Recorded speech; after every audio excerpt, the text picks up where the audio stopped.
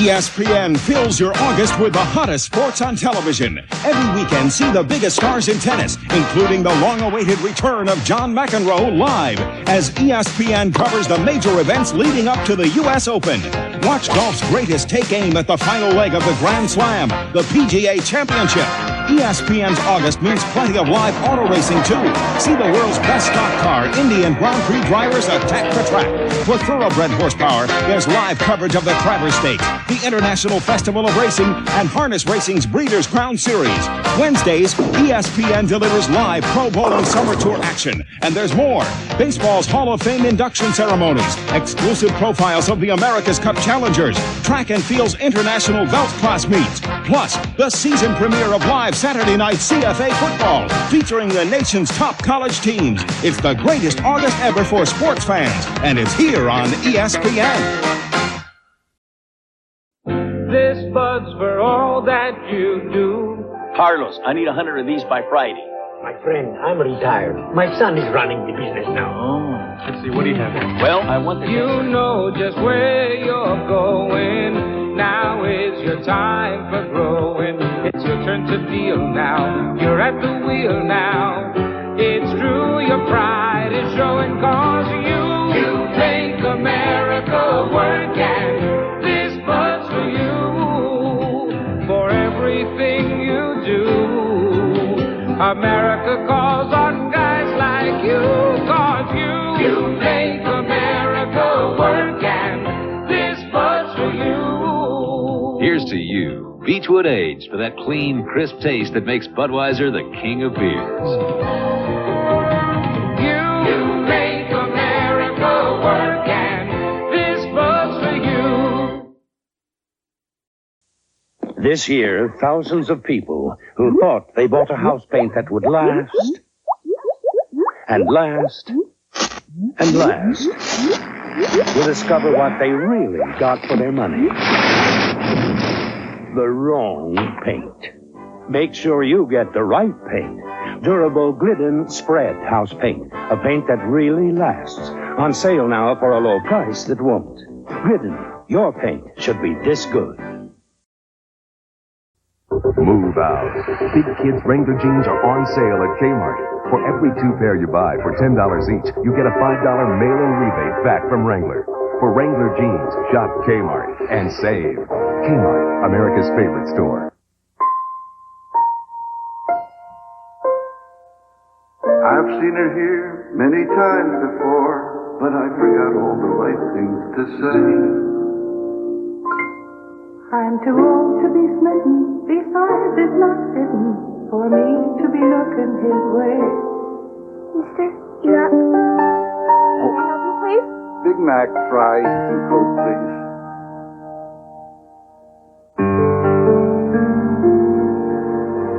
Come again. It's a good time. Well, who knows? For the great taste. Okay, here goes. Excuse me. Is this seat taken? No.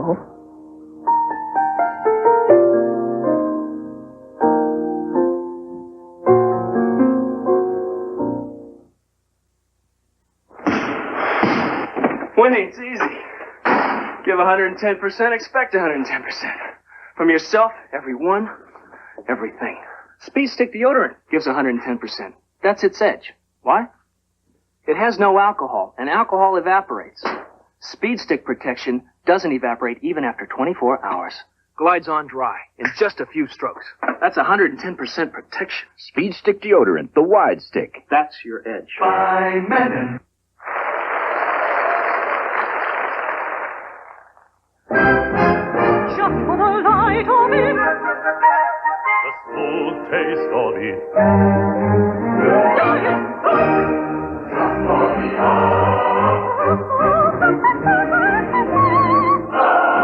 for the taste of it.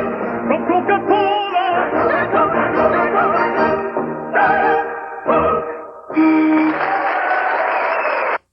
That's it.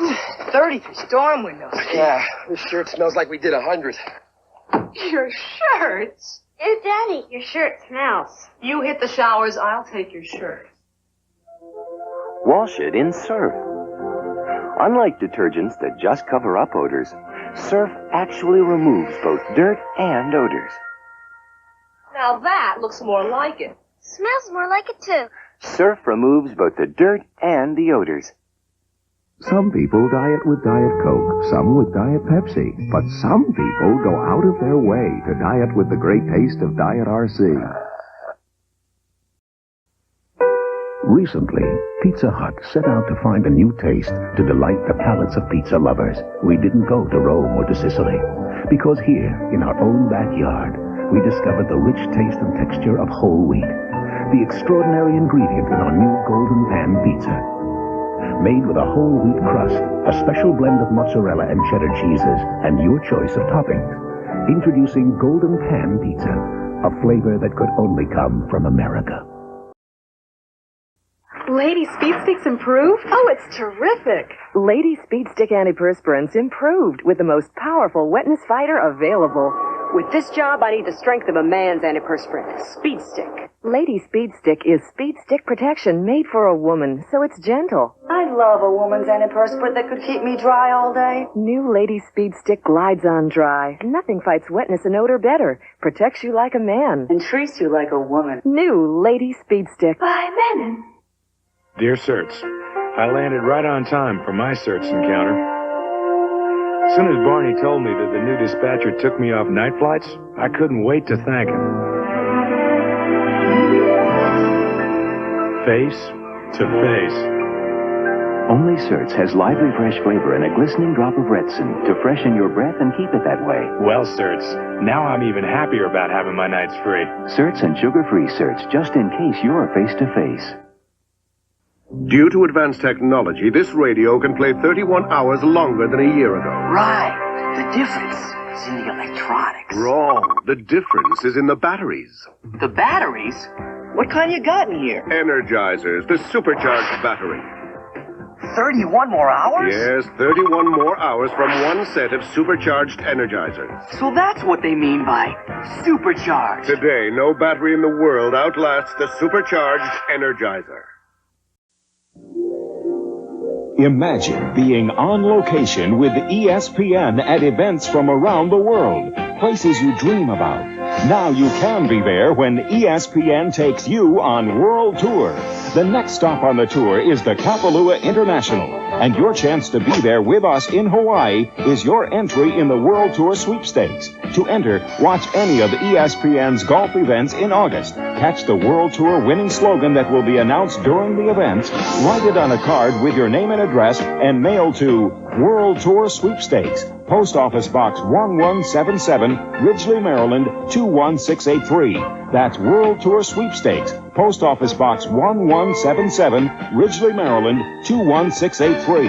That entry will qualify you for the grand prize of a trip for two to the Kapalua International in November. And it's only one stop on ESPN's World Tour. Don't drink and drive. A public service message from ESPN.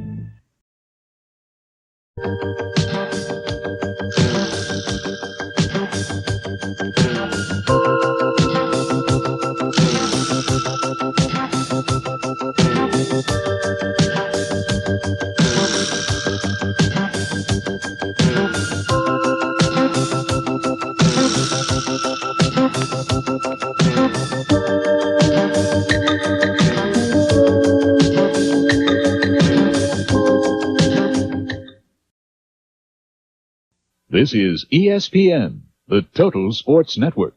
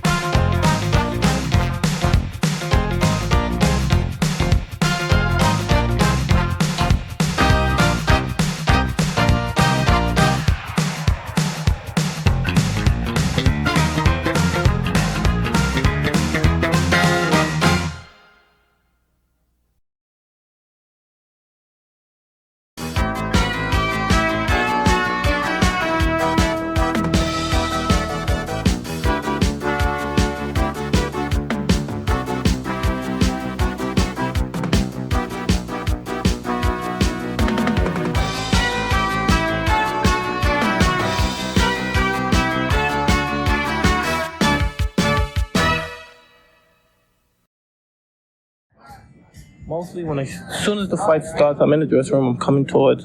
I basically think I'm staying relaxed. I've been doing this for 5 years, and I put in so much time, and I mostly think about what I'm going to do. Pop my jab, move my head, and be fast, and think about the display of damage that I'm going to give to the opponent. And he has brought a lot of damage to his opponents in his short professional career, which began on March 6th of this year. He is 6-0 with 6 knockouts. The longest any fight has gone is 4 rounds. He has 3 first-round knockouts. We are set for the introduction. So is Michael Buffer. Ladies and gentlemen, man your battle stations. In the ring at this time, we have undefeated heavyweights. This bout is scheduled for 6 rounds. The referee is Joe Cortez. Introducing first in the red corner. He's wearing the white trunks with green trim and weighs 214.5 pounds. He's from Catskill, New York.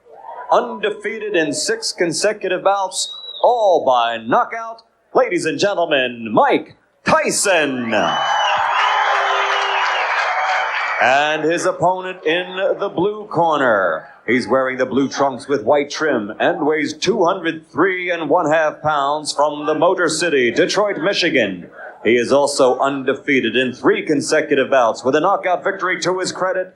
Introducing Lorenzo Canady. Both of me of the New Jersey State Athletic Commission rules. I'm here to enforce them. When I say break, I want you both to break clean. If there's a knockdown, the fighter scoring a knockdown, let's go to the farthest neutral corner, remain if I to come out. Fighter going down, let's take the mandatory 8 count. I don't want any rough tactics, and I don't want any fouling or hitting on the break. Understood? All right, shake hands, protect yourselves at all times. Mike Tyson, last fight was July 19th when he knocked out Larry Sims in Poughkeepsie, New York in the 3rd round. Lorenzo Canady, last fight, a 6-round decision victory on July 25th in Birmingham, Michigan over Vernon Bridges. And look at Tyson go right after Canady. Now Canady is a boxer but gets knocked down with the first left hook he takes. Look at the power already from Mike Tyson. Mandatory 8 count. 7. Given by Joe Cortez. Canady, little shaky now, takes a right hand. This one could end in a hurry. Canady in serious trouble. Now, this is the prototype of Mike Tyson's fights. He comes right at you, and boy, he is blazing when he comes out. Is he intimidating? When you see big Mike Tyson come for you, you better head in the other direction in a hurry. Right hand glances off the chin, but it rocked Canady. The left hook does it the same. Kennedy's hands are really very low, and Tyson, you have to like how poised he is right here. He is picking his shots well. He is hurting. This one could be over. It is. Joe Cortez stops it. Perfect timing by Joe Cortez. That was right, and when he saw that last right hand land, he could just feel the fact that Canady would be sagging to the canvas. Boy, Mike Tyson is powerful, huh? Oh, wow. Mike Tyson, he barely built up a sweat. But you know he was warm and ready. He came out fired up. It is 7-0 with 7 knockouts. Lorenzo Canady's first loss, he looks like he's okay, being checked out by the doctors. As Al said, he was sagging against the ropes. He was in serious trouble, taking the punishment, and Joe Cortez quickly stepping in and stopping the fight, knowing there's no sense in giving him a standing 8 count or anything like that. This one was over. Let's take a peek at the first knockdown. This was, as you said, Sam, the first good left hook that Tyson landed. He dips under, throws this left hook. That's a nice move. Is that a Joe Frazier left hook? It really is. And you know what's so nice about that was the way, the old dipsy doodle. He went under and then came with a really good left hook. Now here's where he had Canady against the ropes. Mike Tyson is a terrific finisher. Keeps his hands moving. Those are good compact punches. Now, and Joe Cortez steps in, and you have to like even what you saw in this short performance by Mike Tyson. His 4th first-round knockout out of 7. Mike Tyson has won again. Here's the official time from Michael Buffer. Ladies and gentlemen, referee Joe Cortez stops this bout at 1 minute and 5 seconds of the first round for the winner, 7 in a row, 7 by KO, Mike Tyson. We barely had time to tell you the story of Mike Tyson, just 19 years old, advised by Customato, born in Brooklyn, living in Catskill, New York, and what a promising heavyweight, 7-0 with 7 knockouts.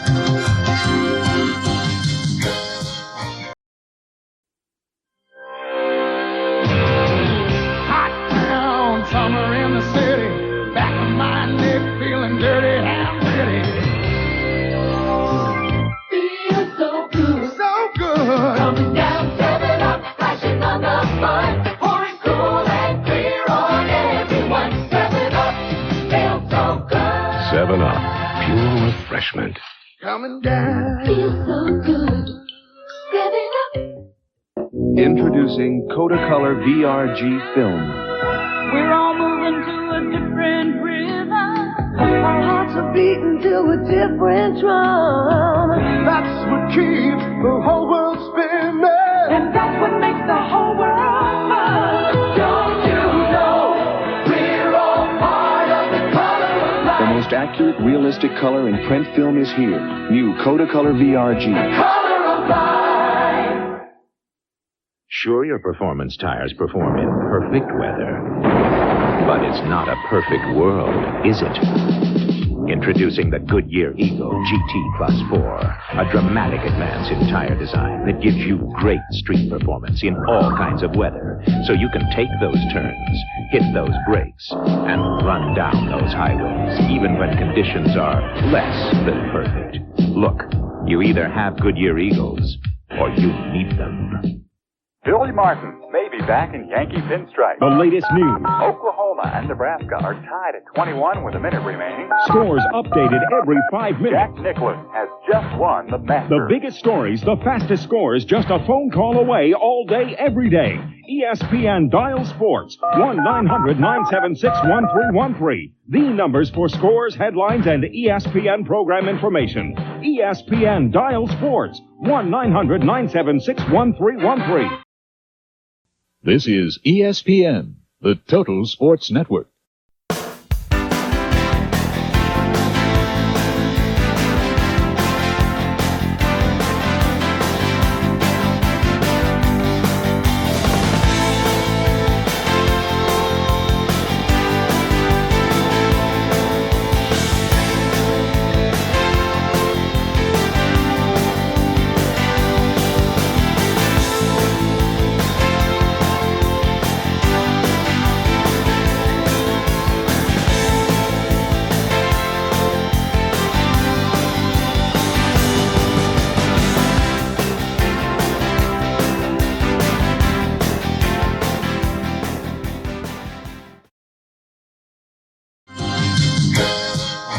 So patient when you got him in trouble, and you made every punch count. Well, that's what basically me and my manager, Customato, was training on from the beginning. You don't have to throw a lot of punches, but every punch you throw, make sure it hurt him, hit him in the right spot where he's vulnerable at. And that's what I was trying to place the punch. With every punch hit him, he'd be hurt at all times. All right, let's take a look, Mike, at the first knockdown when you hit him with that left hook, and boy, this was a beautiful move.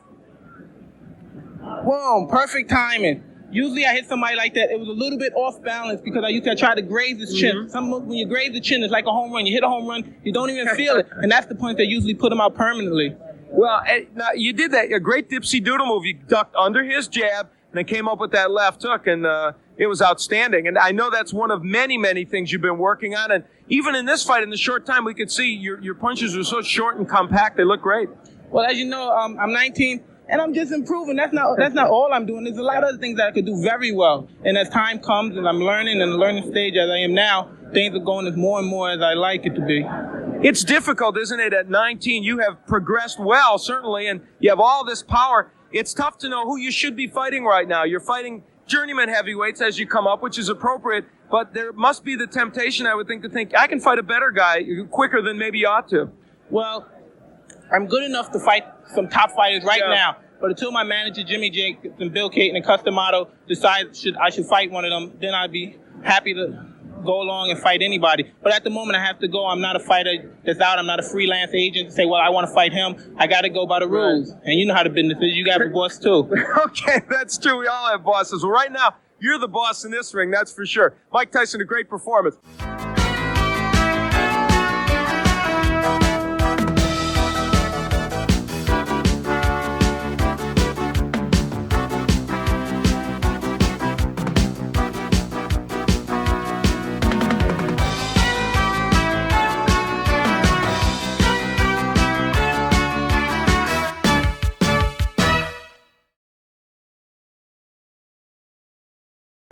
Nobody has lower fares than United to more cities across this land. North to south, east to west, only United has low fares to all 50 states. You're not just flying, you're flying the friendly skies.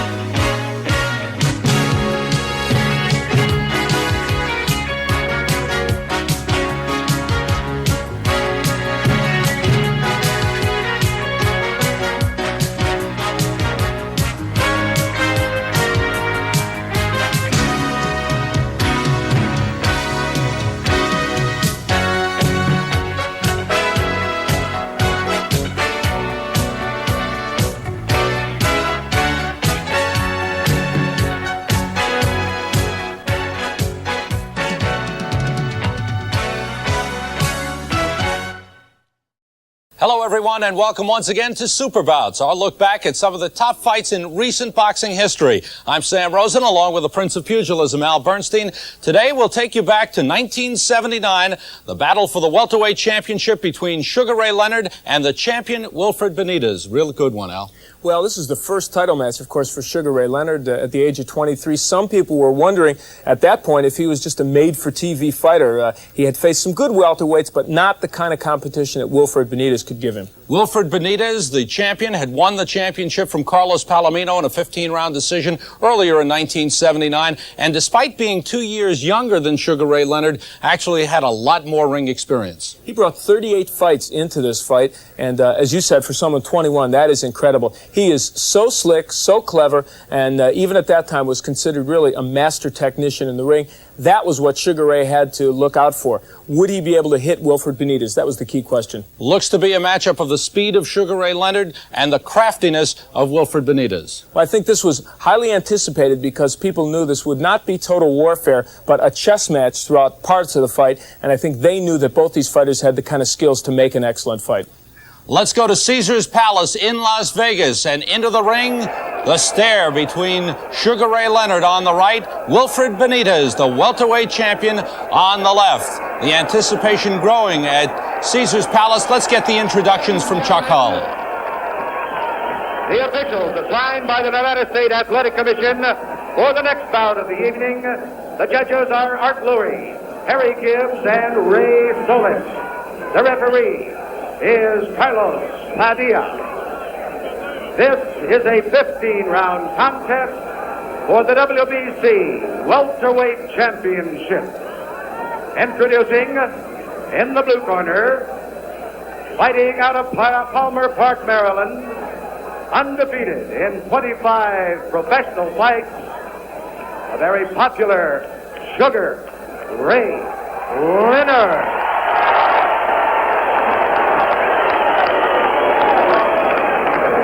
And in the red corner, the WBC Welterweight Champion. He fights out of San Juan, Puerto Rico, weighing in at 144 1/2 pounds, the very popular Wilfred Benitez. 15 rounds of boxing. Wilfred Benitez, the champion, undefeated. Only blemish on his record, a draw with Harold Weston. He later defended his championship and defeated Harold Weston in a 15-round decision. And, of course, Sugar Ray Leonard ready for this one. There is the champion, Wilfred Benitez, scheduled for 15. What about the early round strategy, Al? Well, I think Leonard wondering how elusive Benitez will be. He's heard so much about the fact that Benitez is hard to hit, and of course Sugar Ray, with great hand speed, thinks that perhaps he can change that.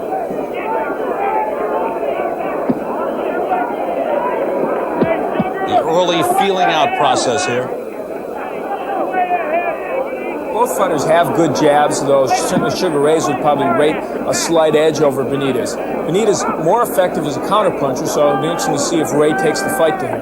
And certainly Benitez a good defensive boxer. That is his forte, and that's what Sugar Ray needs to test early.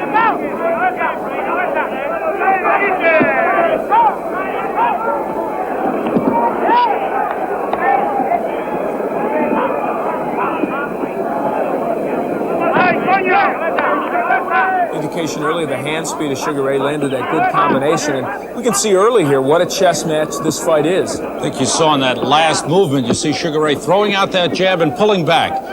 Certainly in anticipation of that counter from Wilfred Benitez. And the counter punching of Benitez is the one thing that Sugar Ray, I think, is most wary of in this fight. Round one scheduled for 15. Ray is starting to get the jab in here early, and that's a key punch for him. That will set up all kinds of other combinations for him. And early, he's getting it in more than maybe expected. And there's a good left hook. Got a good left hook, backed up Benitez with less than a minute and a half to go in round one. Now, Ray Leonard starting to open up here.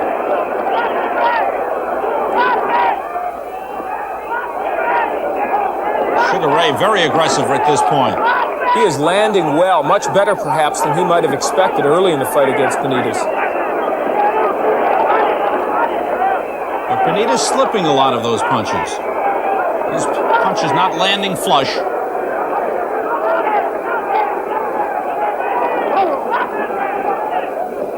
Carlos Padilla is the referee. Nice jab by Sugar Ray Leonard. Crisp on the button. Here's the hand speed of Leonard. You know, you talk about the fact that Leonard may not have faced a fighter as tricky as Benitez, but Benitez has not faced a fighter that has as quick hands as Sugar Ray does. Exactly right. Less than half a minute to go in round one.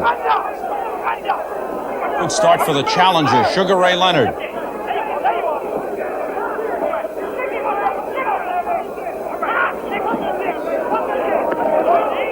Benitez countering with a good left hook to the body. Late in round one, final seconds. And we'll be back.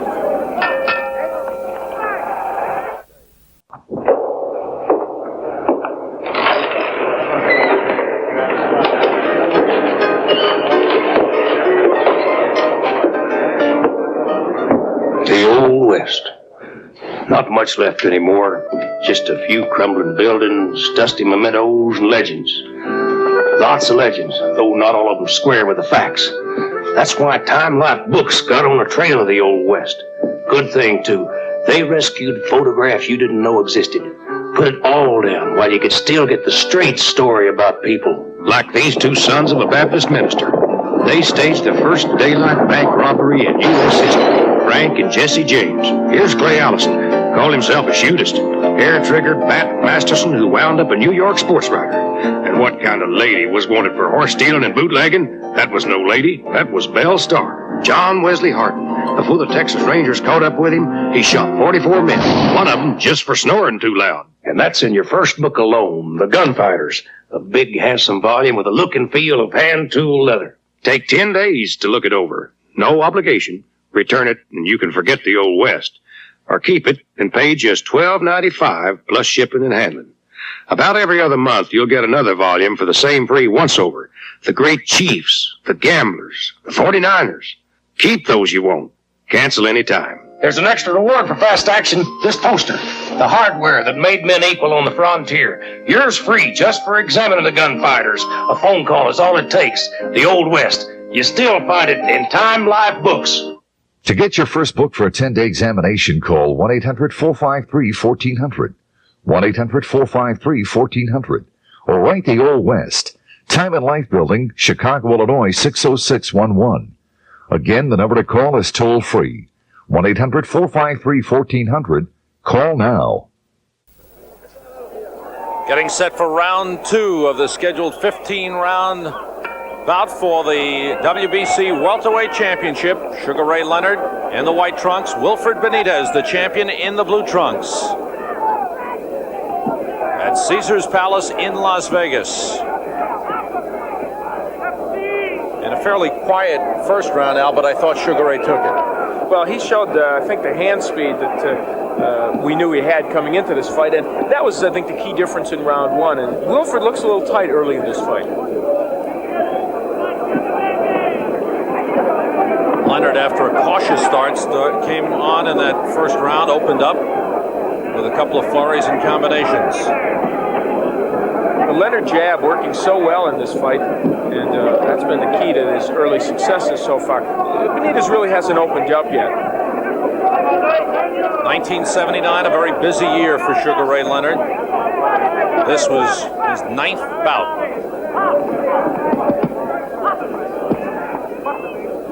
Record of 25-0 coming in against Benitez, who is 37-0-1.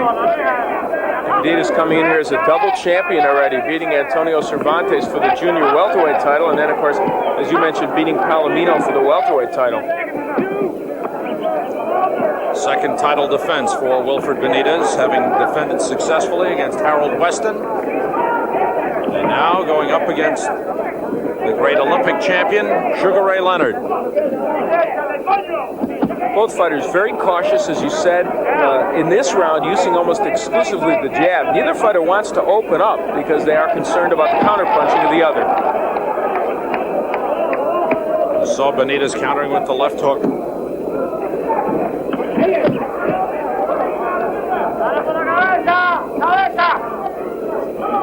Carlos Padilla, referee, known for letting fighters fight on the inside. In this fight, that shouldn't really be a factor because both these fighters, as we can see, like to peck away from long range. Less than a minute to go, round 2. Leonard getting the right hand uppercut in there.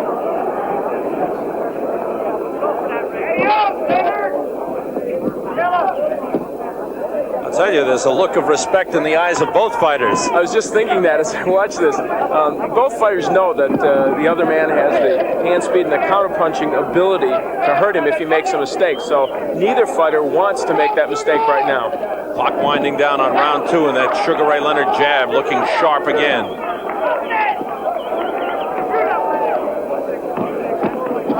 Leonard, the man, opening up with the combinations and scoring with them. Nice straight left hand by Sugar Ray Leonard. Buckled the knees of Wilfred Benitez.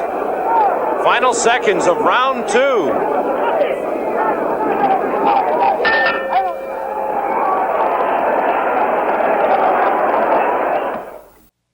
Give me a light. Bud Light. If you just ask for a light beer, you never know what you'll get. Give me a light. Bud Light. So if you want the less filling light beer with the first name and taste, don't just ask for a light beer. Hey, give me a light. Ask them to bring out their best. Oh, no, Bud Light. Bud Light. Because everything else is just a light. It's a wild place. Sam Rosen and Al Bernstein with you. We're watching Wilfred Benitez on the left, Sugar Ray Leonard on the right. Battle for the WBC Welterweight Championship at Caesars Palace in Las Vegas. This is round 3, scheduled for 15. I like the staring they've been doing at the end of each round thus far, Al. Well, both these fighters trying to gain some psychological and physical advantage in a fight in which neither has occurred so far. For Sugar Ray Leonard, a step up in opponents, obviously, as he fights for the championship. After coming off a win, knockout win in the first round over Andy Price. Not your household name, but Sugar Ray not looking nervous at all, looking very confident and fighting his type of fight thus far. If there's a fighter in these early rounds who looks tight, it's Benitez. He is still, I think, not quite into this fight, not as loose as he'd like to be. Why do you think that is? I really don't know. He's had a lot of experience and he's been in big fights. Maybe none as big as this, though. Perhaps we have to recognize that. Except for his win over Cervantes and a couple of Madison Square Garden wins over Bruce Curry, this might be the biggest fight for him. The Leonard jab has been very effective, and that left hook has landed. Benitez took a straight left late in the second round, had his knees buckled. Of course, his win over Carlos Palomino in San Juan was significant, and a big crowd there for that, a lot of pressure. So that would be maybe the nearest to this that Benitez has faced. And Benitez has been reluctant to go in and work on the inside. No, I think he was stung early by the power of Sugar Ray and perhaps surprised by the power of Leonard. Past the midway point of round 3. Nice counter jab by Sugar Ray Leonard. After Benitez was short, Benitez waves Leonard in. Sugar Ray is standing right there, ready to mix it up with him. Much less foot movement in this fight than one would have expected. They're both right there, but again, so hard for each to land a punch. Right now, it seems like the hand speed of Leonard is the difference. And he's putting his punches together better. Benitez throwing one punch at a time. Benitez missing, and Leonard countering with the combination that scores. Left hook scoring well for Sugar Ray Leonard. And again, Leonard charging in on the offensive. Benitez so much more effective when a fighter's coming to him and he counterpunches, as was the case against Palomino. Oh, and a straight left hand, actually a jab, knocks down Wilfred Benitez. He acknowledges the crowd, says he's okay, and a confident Sugar Ray Leonard waits for the mandatory 8 count to be given by Carlos Padilla. Final seconds of the third round, Benitez sent down a straight left by Sugar Ray Leonard, and we come to the bell ending round 3.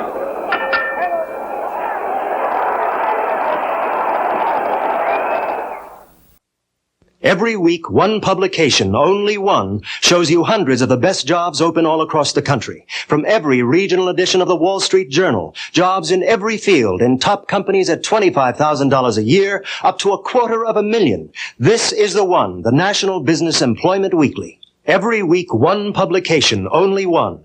Also gives you authoritative articles that can help you land those jobs. Expert articles on effective resume writing, what to expect at interviews, current salary levels, new career opportunities. This is the one, the National Business Employment Weekly. If you want to find out about a great job that's open right now, if you want help in landing it right now, this is the one, the only one. Ask for the National Business Employment Weekly at your newsstand, or if you prefer, you can have the next 8 issues sent by first-class mail for $32. Just call toll-free 800-372-3000. That's 8 weekly issues, $32. Call 800-372-3000 now. Welcome back to Super Bouts. You're watching the welterweight championship battle between Wilfred Benitez and the challenger Sugar Ray Leonard. And Al, a bit of a surprise. The end of round 3, Benitez goes down from the straight left. Well, it was the left hand that I think caught him off balance. It was an indication that Benitez very tight for this fight. Leonard a little looser. And I think in those early rounds, surprising to see Leonard knock him down. I think Benitez surprised by Leonard's power. Not all that much action in rounds 4 and 5. We're going to pick up this fight in round 6. Let's go back to Caesar's Palace and the battle between Sugar Ray Leonard and Wilfred Benitez. This is round 6. Scheduled for 15. Benitez in the blue trunks, Sugar Ray Leonard in the white. The staring has continued at the end of each round. And certainly Sugar Ray Leonard has been a very confident challenger in this bout. Has built up an early lead against the champion Wilfred Benitez.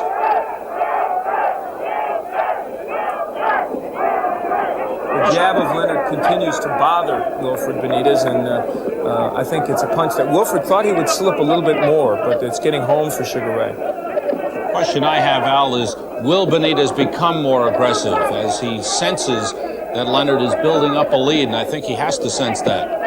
I think he may go in a little bit, but again, his forte is to wait for the other guy to come to him. Now, at a certain point, he's going to have to go in. This is round 6. Benitez was down late in the third round.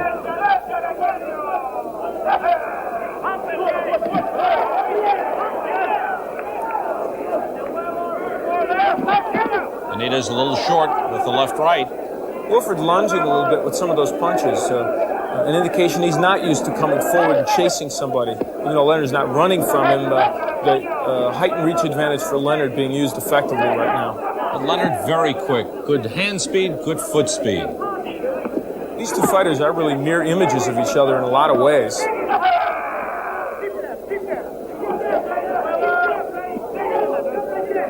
Spoke of the good defense of Wilfred Benitez, certainly Sugar Ray Leonard with outstanding defensive work as well.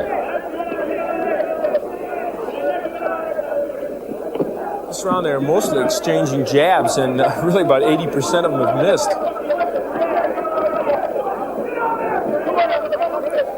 Here's an example. Stepping in. Here's an example, Sam, of how little infighting there is in this fight, and how little work Padilla has had to do.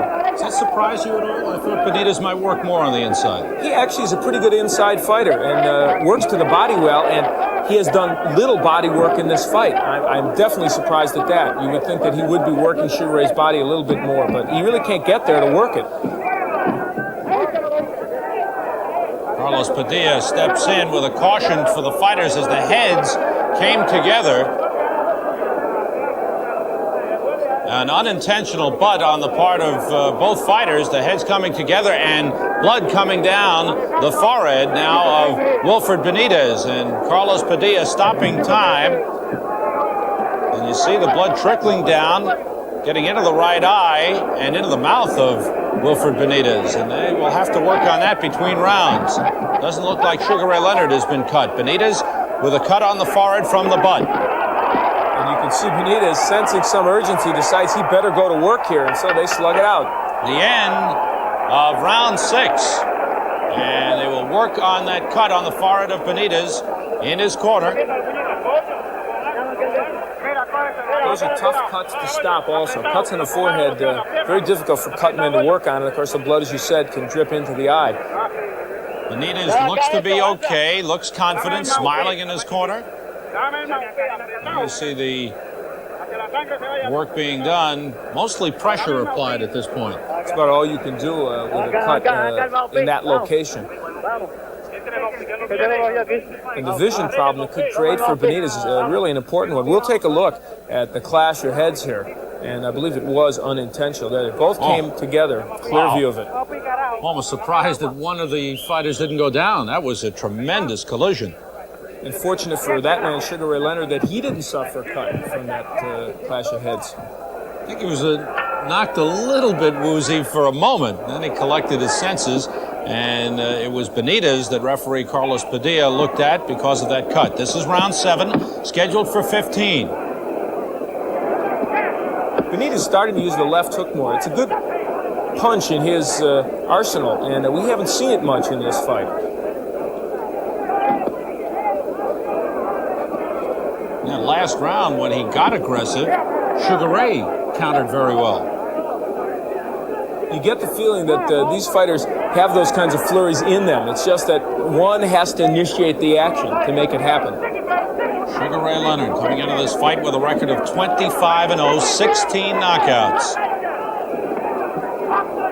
Vaulting into prominence by winning the gold medal in Montreal in 1976. And you see the blood trickling down the forehead of Benitez again. Might be getting into the corner of the eye. It's coming down the nose. But he's not wiping it away, so seems to be okay. Leonard's jab continues to score for him. There's been a subtle shift here. I really think that Benitez is slipping those punches a little bit better than he was early in the fight. He looks much looser, and in general, defensively at least, is doing a better job. And he's starting, as you see him land a couple left hooks to the body, to pick up the beat a little bit offensively. A lot more action from Benitez in this 7th round. As he tries to really lure Sugar Ray Leonard in so he can counter. He's just standing there, dropping that left hand down, trying to tempt Sugar Ray. Late in round 7. And that left hook blocked nicely by Benitez. The blood continues to come down the forehead of the champion Wilfred Benitez. You can see Benitez shaking his left hand. You have to wonder if there isn't some kind of injury there. He's shaking his left hand, and we'll have to see how much he uses that punch. Sugar Ray Leonard in excellent condition. That blood coming down the forehead of Wilfred Benitez from the butt when the heads banged together in the 6th round, opening up the cut on the forehead of the champion, Benitez. There's a lot of blood coming down now. It's got to be bothering Wilfred Benitez.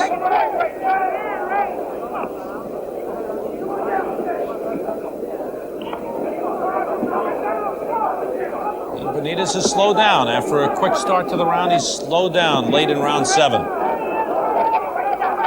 Leonard has reestablished the left jab and also thrown in good left hooks to the body and the head. There he just misses with one to the body. Final seconds, round 7 for the WBC Welterweight Championship. We'll be right back.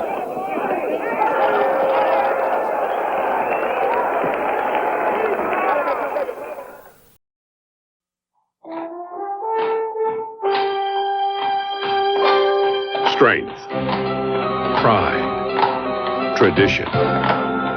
For centuries, the Clydesdale has been known as a special breed.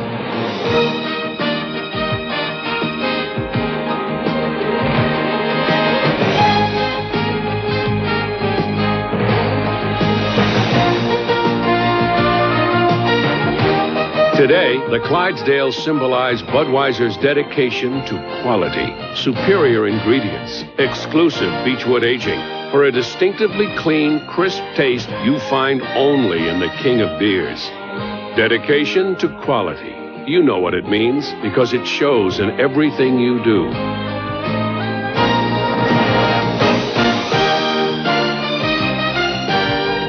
Quality taste, because this Bud's for you. When you buy a Nissan 300ZX, you buy a legend, a tradition of many Z cars, each meticulously made to the tolerance of an expensive watch. You buy a racing heritage unmatched by any car in its class. But most of all, when you buy the awesome 300ZX, you buy Nissan, America's #1 selling import car. The name is Nissan. Getting set for round 8 of the scheduled 15-rounder. Sugar Ray Leonard on the right. Wilfred Benitez, the champion, on the left. November 30th, 1979 at Caesar's Palace. The battle for the WBC Welterweight Championship. And Leonard seems to have the lead. And, of course, concern in the Benitez corner on that cut on the forehead from the collision of heads in the 6th round. And that blood really started to bother Benitez late in that 7th round, Al. They've stemmed the flow of blood right now, but of course a good jab by Leonard could open it up at any time. And the jab has been very effective for Sugar Ray Leonard throughout the fight. Always some concern about the shape that Benitez will come in to a fight in, and in this fight he looks trim, and I think he is in shape for the fight, but he's never really gotten started, I don't think, as well as he'd like. Wilfred Benitez, who turned pro at the age of 15, 6 years ago. Now at age 21, a 2-time world champion. Leonard missing with that right hand. It looked good, drew a few oohs and ahs from the crowd. Well, this is, let's face it, a defensive struggle. This fight has been won, as I said, it's a chess match, and it's being waged by 2 master boxers, and so not as many punches getting in cleanly as you might often see. Past the midway point of round 8.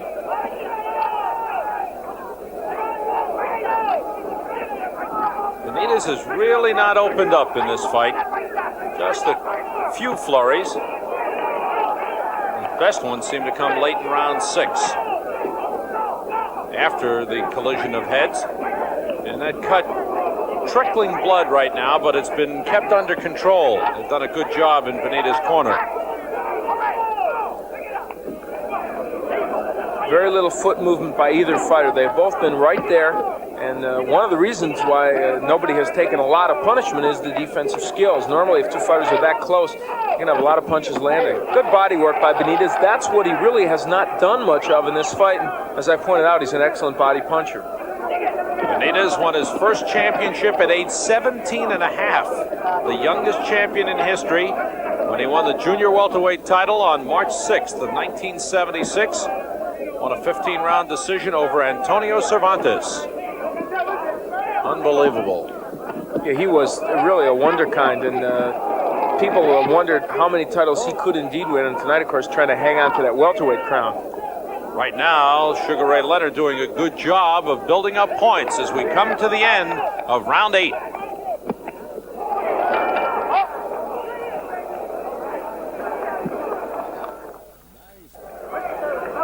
Interesting change at the end of round 8. Earlier in the fight, after every round, the fighters would stop and stare before retreating into their corners. This time, just a little tap from Wilfred Benitez to the challenger, Sugar Ray Leonard. Well, at this point, the gamesmanship is over, and I think both fighters understand it's not going to have much impact one way or the other. We're now down to a test of skills. This is round 9, scheduled for 15, the WBC Welterweight Championship on the line. Wilfred Benitez in his second title defense, Sugar Ray Leonard, fighting for the championship. A record of 25-0. Slapping left hook by Wilfred Benitez scores. Benitez was down late in round 3 from a straight left hand. Was not hurt. Wilfred has shifted his attack to the body, and in this round, landing combinations not to the head of Leonard, but the body. And I guess his feeling is it's so difficult to hit Leonard in the head, I'm going to shoot downstairs a little bit. See a little blood on the forehead of Wilfred Benitez. Heads came together in round 6, and a cut opened up on the forehead of Benitez. It bothered him in the 7th round, but it's been under control since.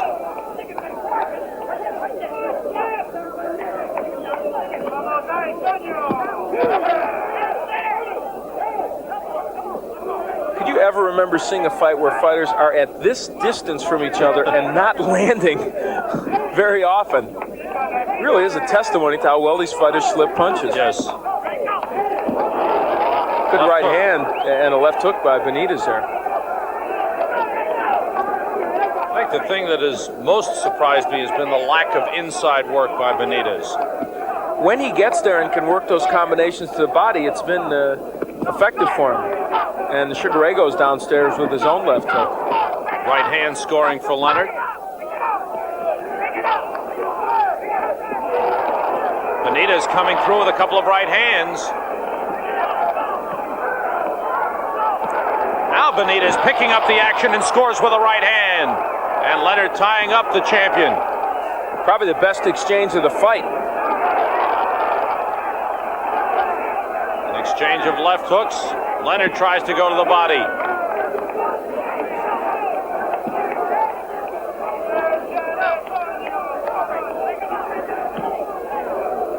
Both fighters taking more risks now. Benitez, of course, it's important to take these risks. He's landing good jabs, but Leonard with a good combination. Benitez smiles and shakes his head, but Leonard's right-left worked and scored effectively late in round 9. And this is a very close round because both fighters have scored very well. Final seconds of the 9th round. We'll be right back.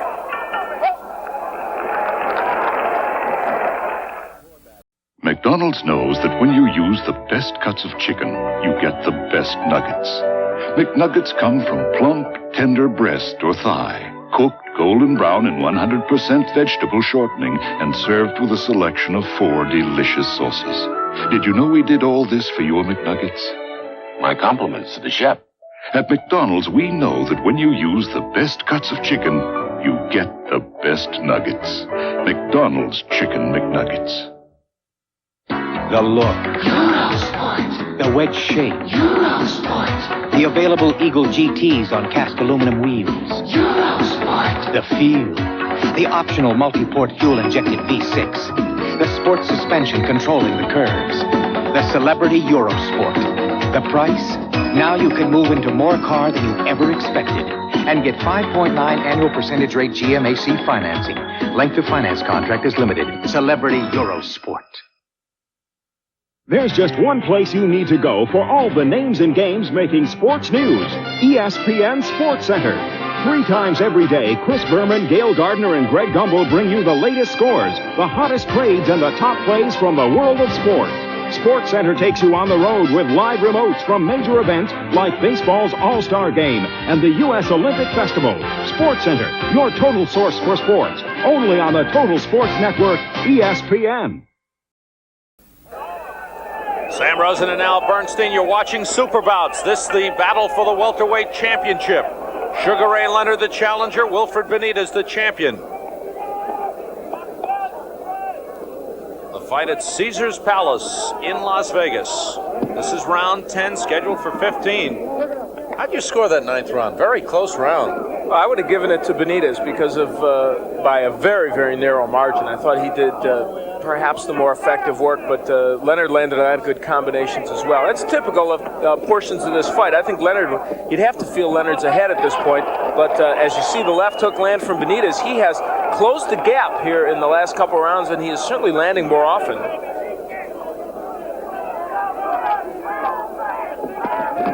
That overhand right came up a little short by Benitez.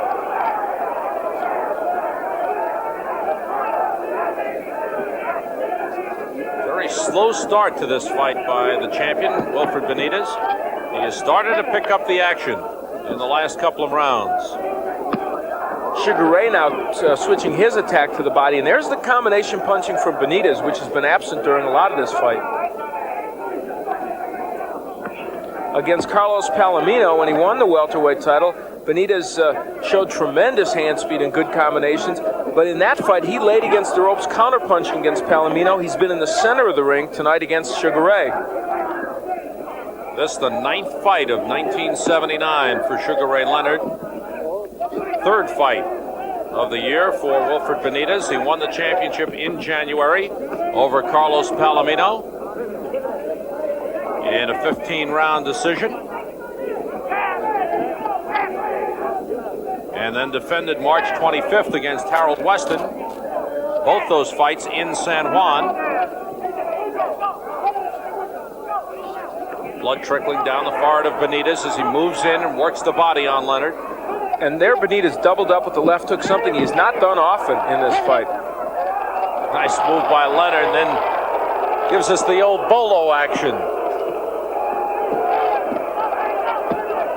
Good body work by Sugar Ray. Both these fighters heating up now, and we are seeing, I think, the true test of their skills, and we're seeing a little more action.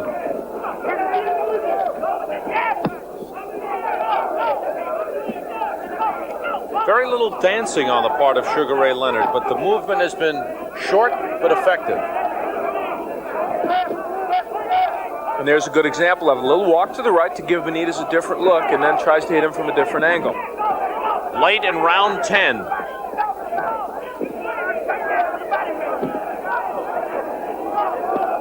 Scheduled for 15 for the WBC Welterweight Championship.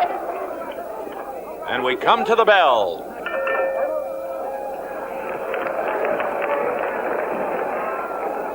Ladies and gentlemen and children of all ages, Smythe Buick proudly presents the tent sale of the century. Now appearing in the center ring, Skylark, Regal, Century. The magic numbers are 249. $249 down and $249 a month plus tax. Closed end lease on any of these custom models. When the tent goes up, the prices come down. Don't miss the tent sale of the century at Smythe, the automobile people. Stevens Creek at Kylie, San Jose. We built the new marine world around our animals. They came first. Everything was designed based on our 20 years of experience with them. Stormy used to get up to 16 feet at the old park. Here, her pool's 5 times larger. With a run like that, she really flies. The whales sensed my anxiety when Marine World's future was uncertain. But today, they sense my enthusiasm. They react to my moods. They know. The new Marine World Africa, USA, and Vallejo. Come, see for yourself. The battle for Bowler of the Year heats up Wednesday on ESPN. PBA leading money winner Marshall Holman competes with the winningest bowler on the tour, Steve Cook. in one of the richest tournaments this year, the Buffalo Open. Live Wednesday night at 9 Eastern, only on ESPN. Getting set for round 11, Sugar Ray Leonard ready to come out of the corner. Wilfred Benitez taking a little more time on the stool.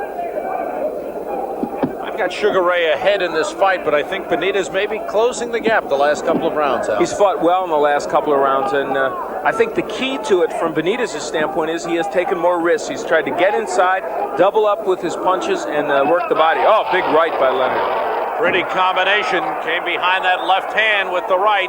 Benitez backing up and smiling and waving to Sugar Ray to come on in. Sugar Ray looking very smart. What a performance. And the power edge for Sugar Ray has been decisive in this fight. He has had the bigger punches. Well,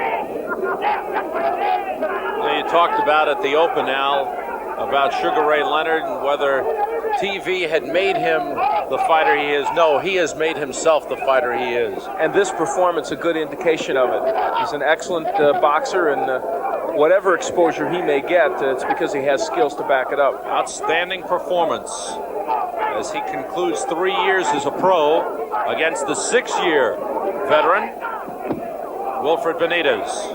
Benitez the champion, Leonard the challenger. Look at the work on the inside, the work to the body. Here's where Benitez has to win. He has to win the war in the trenches because on the outside, Leonard, by and large, has been the master. And he's not really winning it. We're past the midway point of the 11th round. Both fighters fighting well on the inside, but I think, as you say, Leonard a little sharper in there. Leonard still slipping those punches well.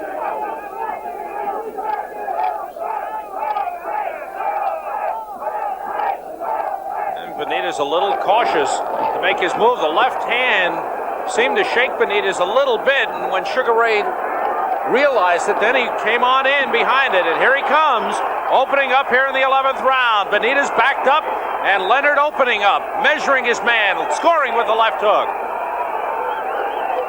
Benitez cannot languish on those ropes.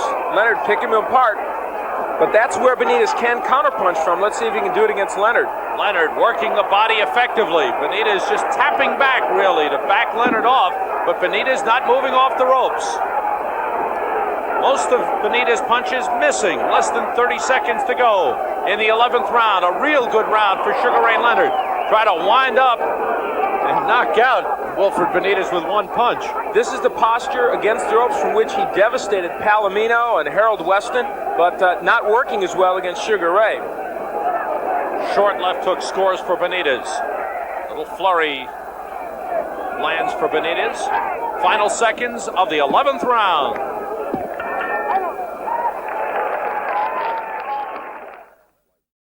Oh, my arm. Rub something on it. I got Ben Gay. I don't want to go back to work smelling like Ben Gay. Don't. Try Sports Cream. It smells nice and clean. Does it work? Sports Cream has a strong, clinically tested pain reliever. It starts to penetrate immediately to relieve sore muscle pain. No workout today? Sure. I feel great. Why? You, usually smell like Ben Gay. Not anymore. Sports Cream, the fast-acting pain reliever that smells great. Round 12, scheduled for 15, the WBC Welterweight Championship on the line. Sugar Ray Leonard, the challenger. Wilfred Benitez, the champion. Benitez was down late in the 3rd round from a straight left hand. Suffered a cut on the forehead in the 6th round from a collision of heads. And we talked about the conditioning of both fighters. This, of course, the longest that Sugar Ray Leonard has ever gone in a professional fight. Never been past 10, and that's another question people have been asking leading up to this fight, but he looks fresh. Of course, Benitez, as we pointed out, has gone 15 with Weston and Palomino. The left hand has scored very well for Sugar Ray Leonard in this fight. Leonard, 23 years old. Benitez, 21. Benitez, 6 years experience as a pro. Leonard, 3 years a pro.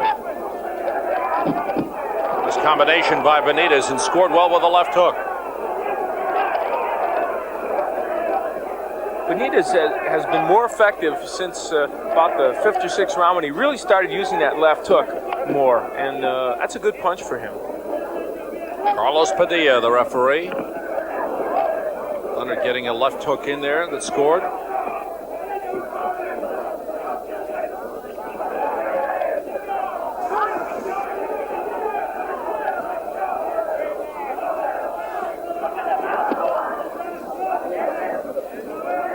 That's the midway point of the 12th round. Pace slowed again after it was a little quicker in the 2 previous rounds.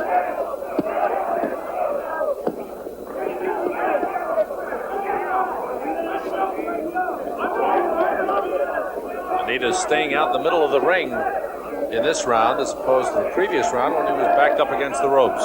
Well, he was hurt in the 11th round, and then once he got on the ropes, decided, well, let's stay here and see if I can counterpunch well against Leonard. Found out he couldn't, and so, as you said, they're back in the center of the ring. And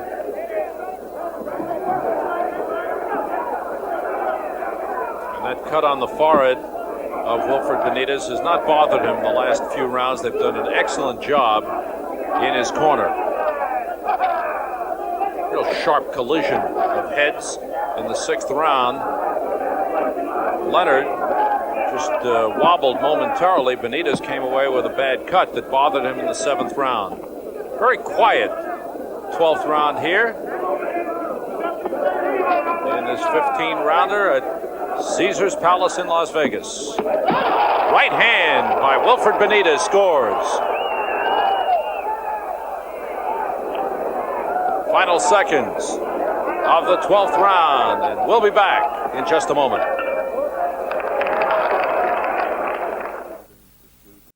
Street beat. Beat, beat. Fleet feet.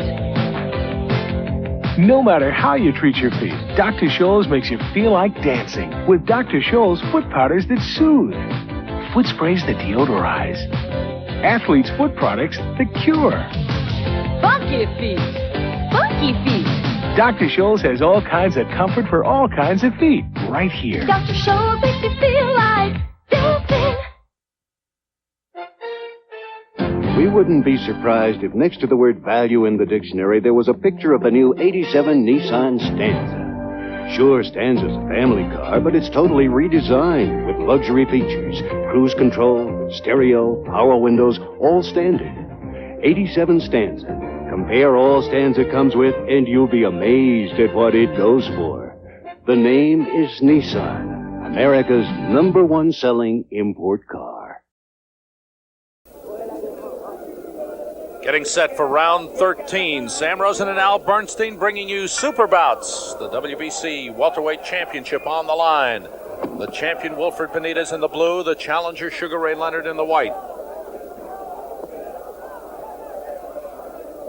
Al, unofficially, what do you think as far as scoring goes? I think Sugar Ray Leonard's probably ahead in this fight, heading into the final rounds, and except for some really good middle to later rounds that Benitez had, Sugar Ray has used his hand speed and combination punching to give him the edge, I believe.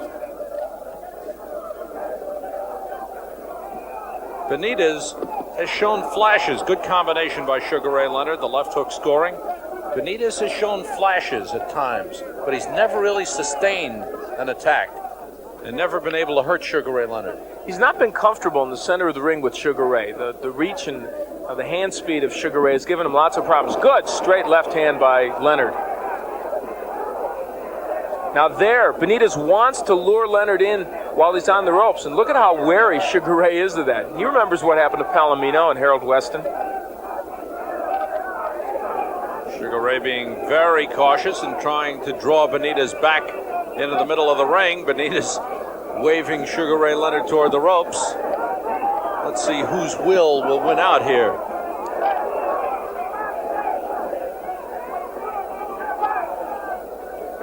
Benitez missing with that jab. He's just pawing with it past the midway point of round 13. For Sugar Ray Leonard, you can see what a canny fighter he is, even at the age of 23. The fact is he will not be lured in by Benitez. He holds his ground and waits for an opportunity. Scores with the jab and then backs up. And he has now got Wilfred Benitez back in the center of the ring. So that little skirmish really won by Sugar Ray Leonard. You think Benitez has been surprised by the way Sugar Ray Leonard has fought this fight? I think he's been surprised by Leonard's power and by his own inability to hit Leonard.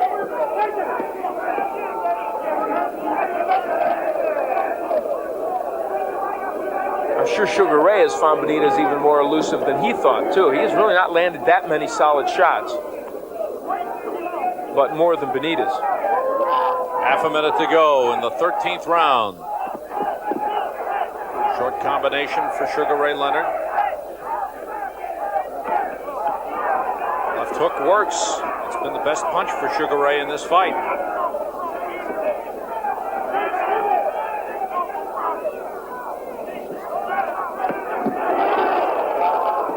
Final seconds of round 13.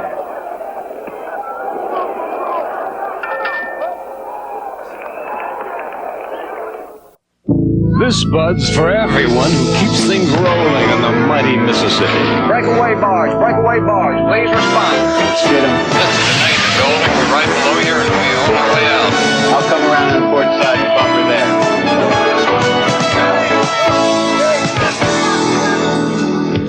Yeah, just for you. That distinctively clean, crisp taste that says Budweiser. For all you do, this Bud's for you. You know how much you love sports. So what would it take to get you to pick up the phone and order Sports Illustrated? A free trip to the Super Bowl? Sorry. How about a discount when you subscribe? Say 10% off? 25? 35%? Okay, how about more than 50% off the cover price? That's a savings of almost $1 on every issue. And we'll kick off with a whole new football season, including the bowl games, NFL playoffs, and the Super Bowl. Plus coverage of baseball, basketball, boxing. No one captures the spirit of the game better than Sports Illustrated. So why aren't you dialing? All right. What if we also include Sports Illustrated's College and Pro Football Spectacular? Over 200 pages that let you preview today's top college teams and tomorrow's Super Bowl heroes. More? How about our famous swimsuit issue that features sports in a different light? Not enough? Well, to top it off, this is the greatest year in Sports Illustrated's history, with Olympics coverage that lets you follow the course of America's gold medal hopefuls. What do you want? A medal? Okay. You'll also receive the Sports Illustrated Olympic Collector's Pin. So, how about a final bonus? This exclusive Sports Illustrated chronograph. It's a stopwatch that gives you the time right down to the 100th of a second. It's also a clock and calendar with day and date. So why aren't you pressing those pretty little buttons? Oh, the phone number. It's 1-800-221-3200. 28 issues of Sports Illustrated for 3 easy installments of just $8.99. That's more than half off the cover price, including the College and Pro Football Spectacular and the swimsuit issue, plus this official Olympic pin and 7-function chronograph free with your paid subscription. So now what? I can't see the phone number. It's 1-800-221-3200. Call now. Getting set for round 14. Again, Sugar Ray Leonard ready to bounce into the middle of the ring. Wilfred Benitez just a little slow coming out of the corner. Benitez the champion, Leonard the challenger. And after each round, early in the fight, they were staring at each other, and now it has given way to kind of a mutual admiration society. They both nod and smile at the end of each round as if to say, yeah, did a good job. I thought Leonard had a good round in round 13. He did have an excellent round, and he refused to be lured into the traps that Benitez tried to set for him, coming in and getting counterpunched as Benitez laid against the ropes. Carlos Padilla is the referee for this 15-round title bout.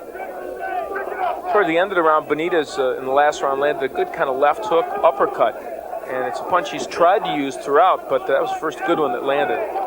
There's a good left hook. And Sugar Ray Leonard able to counter with a left hook of his own. The big difference, I think, really has been that Benitez is just not hitting as hard as Leonard. He's just not hurting Sugar Ray at all, and Sugar Ray has shown the capacity to at least stun Benitez. A little more infighting in the last couple of rounds. We saw earlier, nice left hook by Sugar Ray Leonard. And the combination scores for Sugar Ray. That's the midway point of round 14.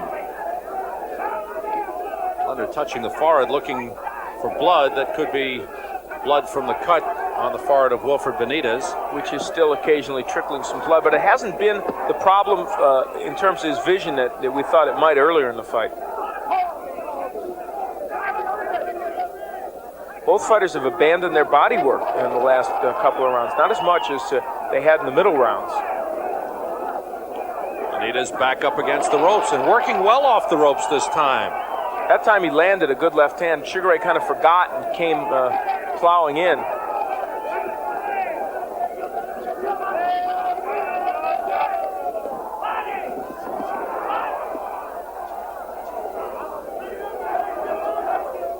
This is round 14, the blood trickling down the forehead of the champion, Wilfred Benitez. Nice body work by Sugar Ray Leonard. His flurries to the body, scoring points.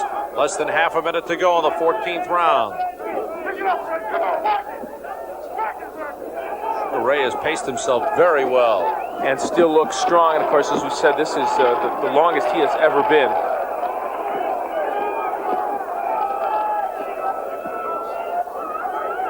Final seconds of round 14. Good left hook scores for the champion Wilfred Benitez, but it's been one punch at a time for Benitez. We'll be right back.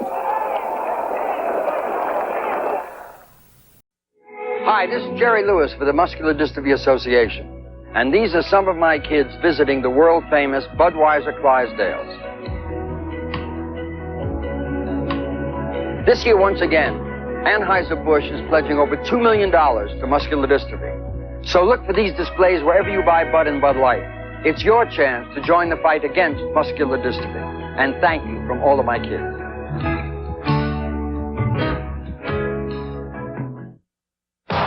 Live Canadian Football League action premieres Monday on ESPN when Ottawa invades Saskatchewan. Monday at 4 Eastern, live on ESPN.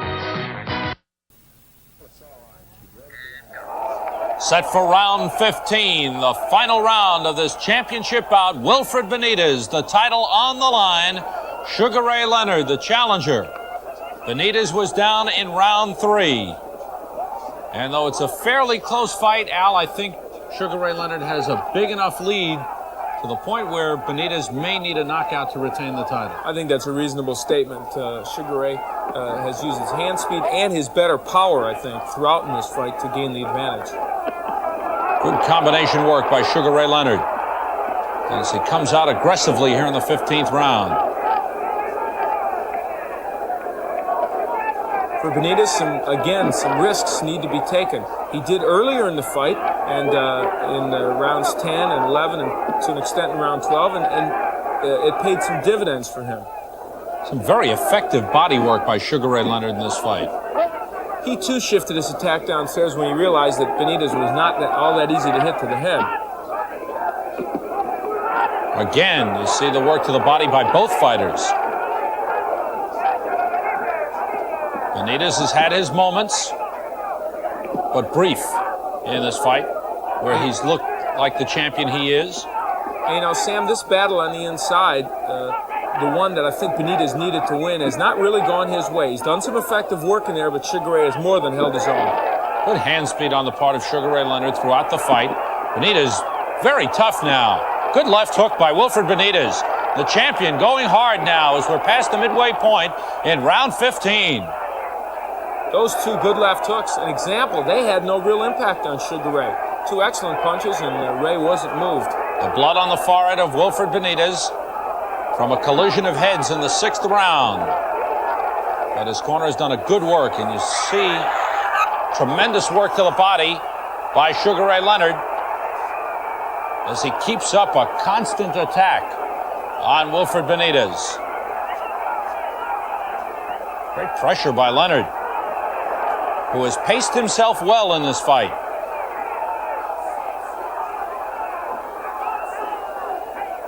Benitez seems to be a little tired at this point, maybe more than a little tired. And there again, the left hook of Benitez, but that punch just not having an impact on Sugar Ray. And down goes Benitez. With less than half a minute to go in the fight, Wilfred Benitez goes down from a left hand. You see the blood on the forehead. Benitez smiling to the crowd, but he looks very shaky here. A very tired champion, Wilfred Benitez, taking the mandatory 8 count, trying to cover up as Sugar Ray Leonard goes all out. Carlos Padilla steps in and stops the fight. And Sugar Ray Leonard is the new WBC Welterweight Champion of the world as he stops Wilfred Benitez with just seconds to go in the 15th round to take away the welterweight title. What a fight by Sugar Ray Leonard. Not often you see a championship fight stop with just seconds to go, but obviously Benitez embracing Leonard. He did not feel the fight was stopped inappropriately. And you see the emotion on the face of Sugar Ray Leonard. At the age of 23, he wins his 26th consecutive fight. He stops Wilfred Benitez. What a performance by Sugar Ray Leonard. And we commented at the outset, here was a young man who came out of the Olympics with all the glory and all the glamour and all the hype, but he lived up to that hype. Well, he showed against an excellent fighter, Wilfred Benitez, that he has the skills of a champion. And the big difference, I think, was that Leonard simply hit harder. Wilfred Benitez didn't hit hard enough to hurt Sugar Ray Leonard. Later on in his career, Wilfred Benitez would move on to the junior middleweight division and indeed gain some punching power. But in this fight, it was Leonard who hit harder. You think it was a wrong strategy for Benitez, who has tended to be a counter-puncher? That's his style. He waited for Leonard, and Leonard really never came to him the way he wanted Leonard to come to him. Well, that was almost the only strategy Benitez could use that would be really effective. And as you said, Leonard was a little bit too clever for him, but he did dish out some punishment to Sugar Ray Leonard. After the fight, Sugar Ray Leonard was so sore, he couldn't even go to his own victory celebration. So Benitez had his moments in this fight. Well, we hope you enjoyed this edition of Super Bouts. This one, the Welterweight Championship, November 30th, 1979. Sugar Ray Leonard scoring a 15th round TKO victory over Wilfred Benitez to win the championship. For the Prince of Pugilism, Al Bernstein, I'm Sam Rosen. Thanks for being with us. We'll see you next time on Super Bouts.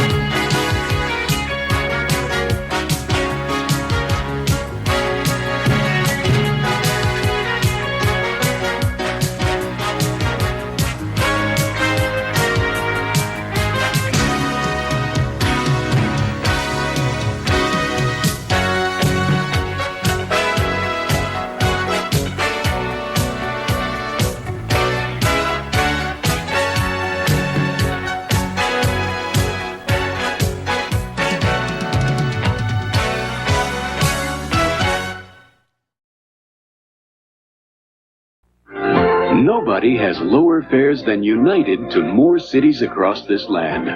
North to south, east to west, only United has low fares to all 50 states. You're not just flying, you're flying with friendly skies.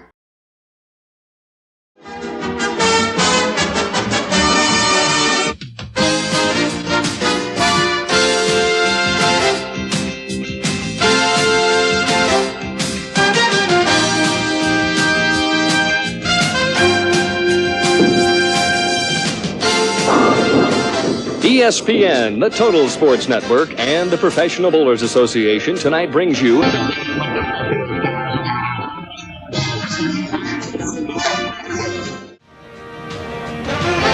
tonight's telecast is brought to you by Columbia 300, True Value Hardware Store, by McDonald's.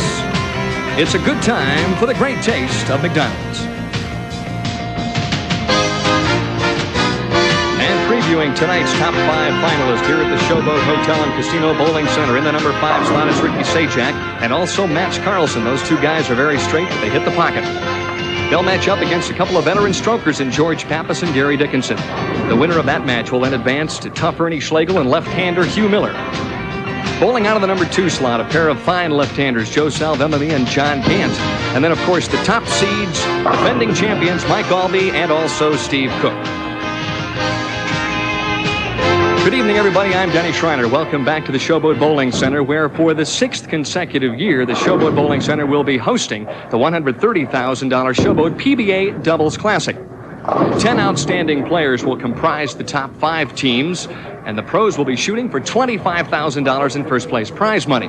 Now, one guy who is very familiar with the Doubles Classic here at the Showboat is my partner, Mike Durbin, who teamed up with Gil Sliker back in 1983 to capture the Showboat Doubles Classic from the number 1 position, and tonight's field a contrast in styles. It certainly is, Denny. It seems that the lane condition this week at the Showboat Lanes has favored the player who threw the ball straight and favored the player who threw it from the left side. We had a number of straight shooters in the top 24 teams, and we've got 5 of them on our telecast this evening. We also had 13 left-handers in the top 24, and we've got 5 of them on the telecast tonight. So we could have straight shooter win, we could have a lefty team win, or we could have a mixed team win. But right now, let's take a closer look at our 5 top teams, and we'll start with a team that's in the number 1 position, the defending champions Mike Albee and Steve Cook. Mike Albee, the reigning bowler of the year, last year won 6 titles and won a record $201,000. He's cool when he needs to be, and his partner is his brother-in-law, Steve Cook, who's won twice already this year, including the prestigious U.S. Open that he won in Venice, Florida. Look out for those 2 guys tonight. Bowling out of the number 2 position, 2 outstanding left-handers. One guy is a stroker, the other guy is a power player. Salvemini is the stroker, and John Gant is the power player. Salvemini will be bowling with Gant, and he's had a bit of a rough time so far this year, Denny. He's only made $5,000, but when he gets it going, he can throw a lot of strikes, and he's hoping to break that slump tonight and get back into the win column. He's won twice before, so he's done it before. He can do it again. Gant was a Rookie of the Year just a few years ago on the PBA. They've nicknamed him the Buzzsaw. And the reason they call him the Buzzsaw is because he throws that powerful ball. When it comes in from that outside angle, it just chews those pins apart. So look out for these 2 guys. If they find their shot and start throwing strikes, they can shoot some high scores. The team that will start out of the number 3 position, Ernie Schlegel and Hugh Miller, they've got all the bases covered. They've got a right-hander and a left-hander. They're our true mixed doubles team tonight. Hugh Miller, who recently have been undefeated on national television. He was 6-0 until this year when he bowled Walter Ray Williams. He shot .234, Walter Ray, but he got beat nevertheless. But he's still tough on television, as his record is shown. He's won 3 times. Ernie Schlegel is a veteran of the tour. He's been out here a long time. He's usually very colorful. Today he's kind of dressed conservatively for Ernie, but he has 4 PBA titles already. He says his goal is to get 10 titles. He's got a ways to go to achieve that goal. The PBA veterans will be well represented here this evening by the number 4 team, a pair of fine shot makers, George Pappas and Gary Dickinson. 2 players that have bowled together forever, it seems like, in this doubles competition. It seems like they make money every year. Dickinson is over 40, as I am, and he's a stroker, as I am also. He's very smooth going to the line, very tough in the clutch. He's shot a 300 game already this week. His partner, George Pappas, is what has been known on the PBA Tour as one of the finest shot makers out here. George had to quit the tour for a while last year as he had wrist problems. He's had an operation and a tendon transplant or something of that nature. In any case, he says his wrist feels great and he's ready to win again. And the team that will start in the number 5 slot this evening, a team of very consistent performers, a couple of guys that are going to hit the pocket most of the night. It's Ricky Sajak and Mats Carlson. Sajak, who a couple of years ago in 1984, won 2 tournaments in 5 weeks, and he was the scourge of the tour. But since that time, he's fallen on a little rougher times, and he's only made, I think, a little over $12,000 so far this year. So he wants to break that slump, get back into the winners column. His partner, Mats Carlson, is from Sweden. He's a non-winner on the tour, but he bowled extremely well in Europe. He beat me once in the Grand Prix, so he can, if he can beat me, I guess he can beat these guys. Well, the odds are always good in Las Vegas, and considering the fact you missed last week on Les Sykes, who will win this evening? Well, I'm going to try and reduce those odds, Denny, and make sure that I get myself into the championship match, and I'm going to go with the defending champions, Mike Albee and Steve Cook, to win their 2nd consecutive doubles crown. That sounds like a pretty good bet to me. Coming up, match number 1 here in the Showboat PBA Doubles Classic, featuring Sajak Carlson against Pappas and Dickinson.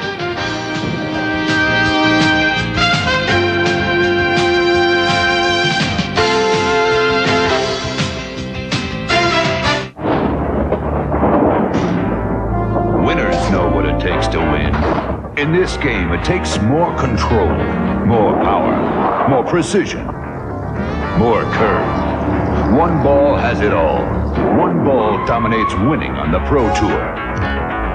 The Black U-Dot from Columbia 300. The Black U-Dot, the ball of champions. Columbia 300, sold only in lanes or pro shops. True Value Hardware, it's more than a name. The Imperial Folding Handyman performs hundreds of useful functions with 9 carbon steel tools, and it fits right in your pocket. It's just $4.99 while supplies last. Look for the True Value of the Month banner at participating True Value hardware stores and home centers. And tell them Pat Summerall sent you.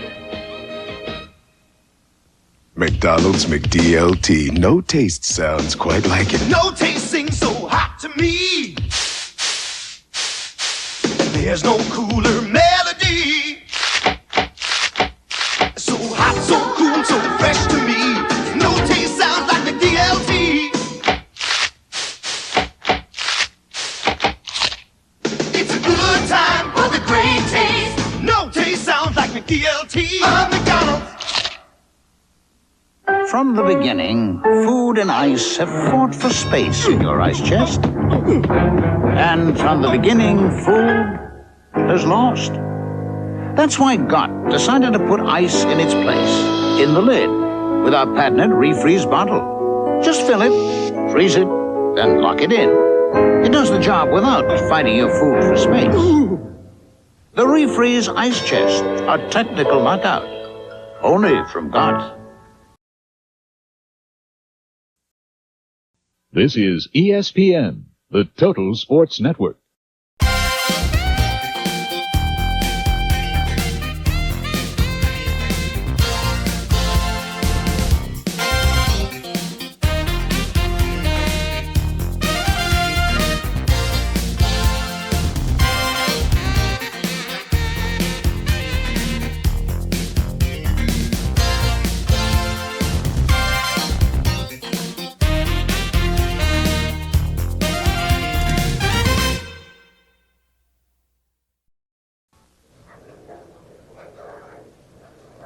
Just about ready for the traditional handshake.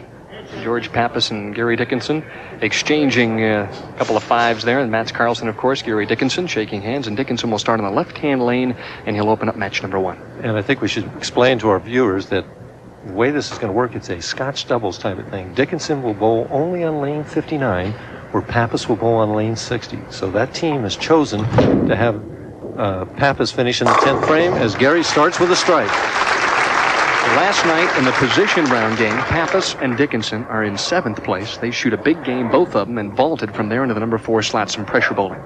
They really came through when they had to, but they've been doing that for 20 years out here. First shot for Mats Carlson, trying to become the first foreign player to win a PBA championship. It's a battle between him and Leto Monticelli. Monticelli's had the upper hand so far, but Mats has been bowling extremely well. Breaks it down, leaves only the 2-pin, a relatively simple spare to start the match out with. Mats from Gothenburg, Sweden. And really, Mike and I, as we chatted before the telecast this evening, probably the best player in Europe. He definitely was. As I mentioned before, he beat me in the Grand Prix over there as an amateur, and I got the first place money, but he wound up with the trophy. Easy conversion on the spare. And Mike, why don't you explain to the fans why Carlson maybe is throwing a different color ball on the spare shots? Well, he wants to keep the ball straight. The gray ball that he threw on the spare shot doesn't bite the lane as much as the black one he used on the first shot. And the players out here try and keep the ball straight at spares. Ricky Sajak, 27 years of age, hailing out of Coral Springs, Florida. His opening shot in the doubles. And that 6-pin leaned on that 10, but it didn't knock it over. Boy, if you could figure out how to make that go, you could be rich out here on the tour, couldn't you, Mike? Yeah, that 10-pin can separate a lot of dollars, that's for sure. He switched balls also, Denny, and moved to the extreme left to throw straight at the 10-pin. As Mike mentioned, Sajak struggling a little bit this year, having won a little better than $12,000. on the winter tour. Won $38,000 last year, but his big year was the year before. Oh, he was dynamite the year before. I was on one of those telecasts that he won in Cleveland, and he beat me. I shot 230-something at him, then he went on to beat Skidmore, who shot 240-something at him, and Sajak beat us both. Or a double. Boy, that was kind of a dead sound, wasn't it? It just seemed like the ball wasn't alive when it hit the pins. Mike, what kind of an advantage? Will the scores be a little higher in the doubles because the players are bowling on only one lane, because they don't have to make the adjustment of both pairs? It definitely can be, Dan. I don't know whether they will or not. It seems like every prediction I make comes wrong, so I'm not going to predict, but they definitely can be, because you don't have to get lined up on both lanes. You just have to get lined up on one as Pappas converts the 10-pin. One thing is for sure, the action will flow because the players basically are up on the approach and ready to go the minute the guy finishes. Right. See, normally George would be waiting for that ball to come back before he ever got up there, and Gary's up ready to throw already. So we should have the action move along quite quickly at a good pace tonight. That's a good thing because we have a number of slow players on the telecast tonight. I knew you'd get that dig in somewhere.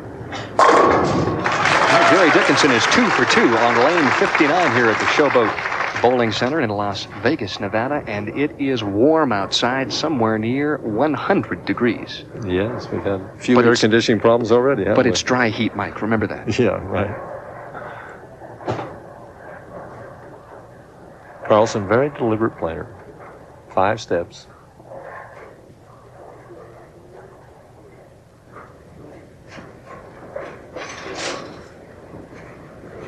From the outside angle. Ooh! Oh, that's a double tap right light in the pocket and leaves the swishing, what we call pocket 710. Just a terrible break there. Usually what happens on that shot is that the 5-pin will go behind the 7-pin and the head pin goes in front of it. Although I think we had one of those last week and we showed them they both went in front of it. He's just going to throw hard at the 10-pin and hope something happens. Well, he bounced it over there. I'll never forget in Oakland at Alameda. When Mark Roth picked up the 710 on national television. Against Bill Straub. That's right. Oh, my goodness. They cheered for 10 minutes. Standing O. Don't see that happen often in a bowling center. Sajak on lane 59.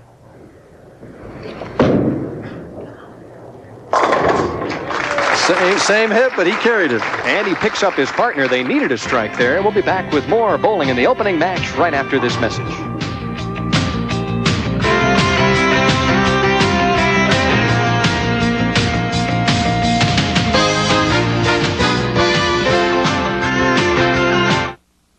When I'm bringing home a pizza from Pizza Hut, I drive very carefully. I don't change lanes much. I avoid jackrabbit starts and stops. And I make turns extra carefully, too. I think instead of having traffic cops, everybody should drive around with a pizza in their car. Pull over. Let's see your toppings. You old enough to drive that pizza? In my line of work, your insurance isn't on a piece of paper. It's up here, and it's in your equipment. With all the technology that's built into today's cars, I just don't trust mine to anything but AC filters. An AC oil filter can help protect your gasoline engine for up to 15,000 miles. An AC air filter, up to 30,000 miles. Never wait for trouble. Protect your car with AC filters. Now get rebates on AC filters. Call 1-800-AC-DELCO for a participating dealer. It'll work on your dandruff. Yeah, but I'm afraid it won't leave my hair the way I like it. Hey, this is great stuff. Today's Head & Shoulders. It's all I use. Okay. Tough dandruff protection that works only on your scalp, not your hair. Gentle conditioners go there. Tough on dandruff, right? But great on hair. Today's Head & Shoulders. Dandruff care that's good for your hair. What would you like? Well, I don't know. What do I feel like? Why not try something you've never had before? Is that a line? No, it's a drink. Seagram's Golden Wine Cooler. It's wet, it's dry, it's new, and it's Seagram's. You sound like a commercial. You buying it? The drink? Yeah, but not the line. It's a start. New Seagram's Golden Wine Cooler. It's wet and it's dry. The General, George Pappas, stepping up in the fourth frame and would just love to double right now. Dickinson and Pappas trying to take advantage of that swishing 7-10. They lead by 14. You can increase it to 24. And my comment, the reason he's known as the general is that George is a natural-born leader. He's been chairman of the tournament committee for a number of years, president of the organization. And he just seems to be the kind of guy that takes charge, so they nicknamed him the general. He's also marched through a number of opponents.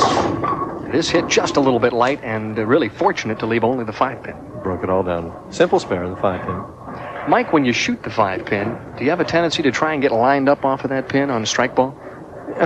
In this situation, definitely what I would probably do is move a board to the right and see if the lane had tightened up on me and just try and make a reaction on the spare, which I think he did. He practiced at that spare shot. George, the classic style, 5 steps, pushes it away on the second step, straight arm swing, arm out there, solid at the line. Look at him post that shot. If you want to teach your kid how to bowl, one of these two guys, Dickinson or Pappas, would be excellent ones to model after. Ooh, the solid 10-pin. Gary, for the third consecutive time, just flush in the 1-3 pocket on lane 59. And we're still looking for our first double in this match by either team. Gary Dickinson, 17 years a member of the PBA, has 8 career PBA titles. His last victory, 1983, the U.S. Open. That's a big win to win. It is. Gary hasn't won a lot in the 80s. I think that's his only win, I believe, in the 80s. And he measured it just right, didn't he? Gets a reaction from the crowd. Well, that tall drink of water from Burleson, Texas, nearly ran out of lane. Oh, no, the lane. We say that, you know, never a doubt. Plenty of room, plenty of room. Yeah. You guys, the pros never get nervous out there. Heck, it's the amateurs. We're the ones that struggle. So right now, Zajac and Carlson trailing by 13. But they're on a strike as well. Right here. Mats can cut it to 3 if he can double here. Interesting how he holds the ball there and adjusts his glasses and then gets himself reset.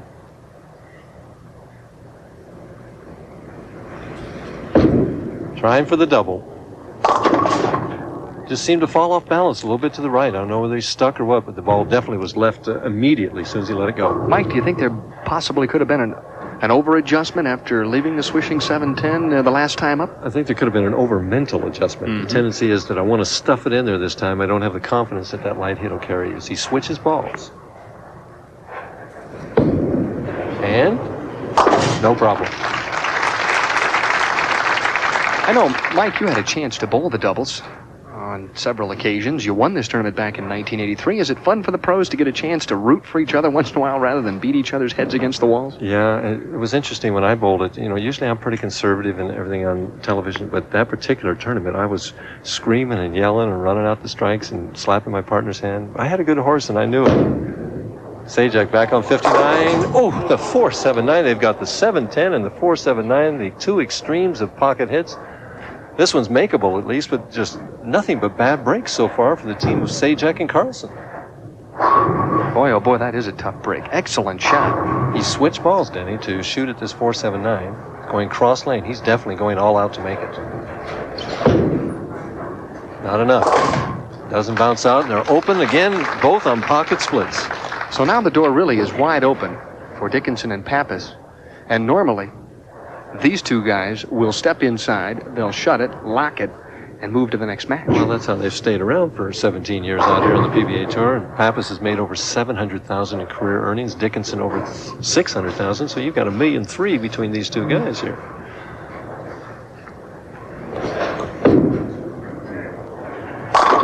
A solid 10 again. We see, though, what's been holding the scores down all week long. And that is, even when you get the ball to the 1-3 pocket, it's difficult enough to do that, but the pins don't want to cooperate. George Pappas averaging 211.3 for his 42 games here at the Showboat this week.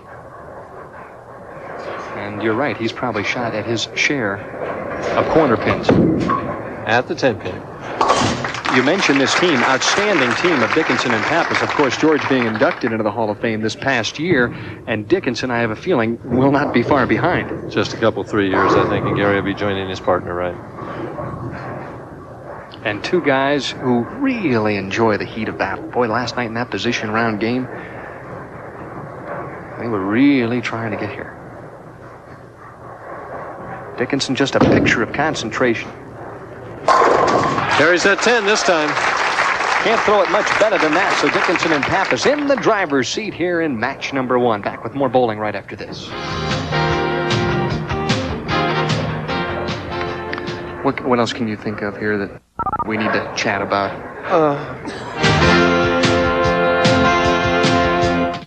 Yeah, it's nice and peaceful right now at the old Ranch House restaurant.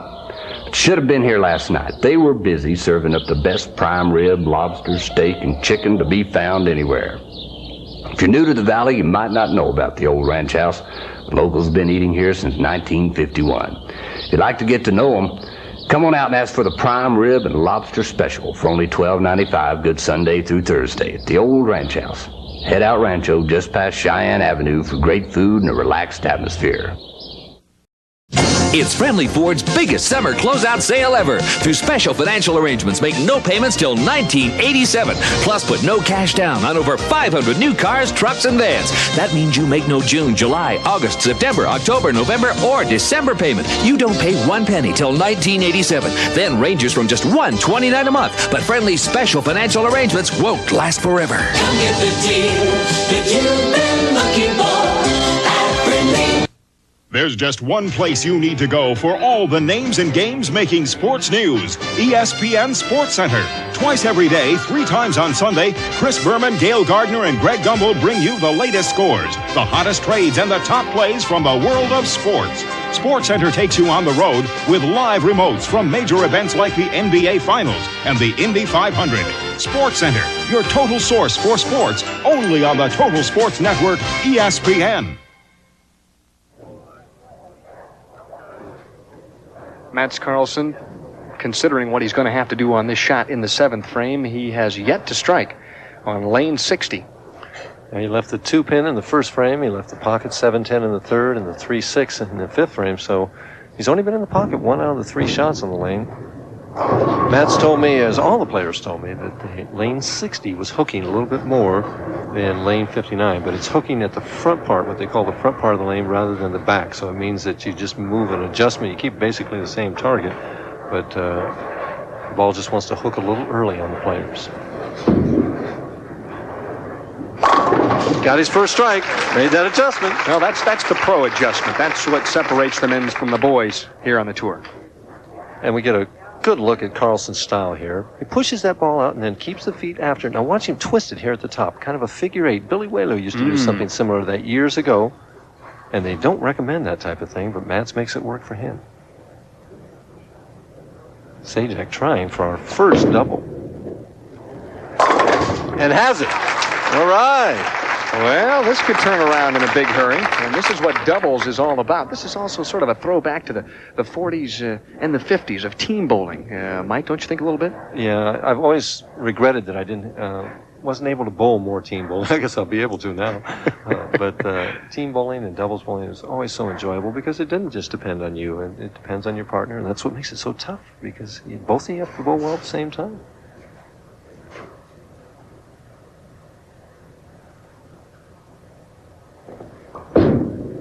For the double. And you see that half pocket hit where he snapped that 10-pin out. What that indicates is that he got his thumb out cleanly and had good, strong lift with his fingers.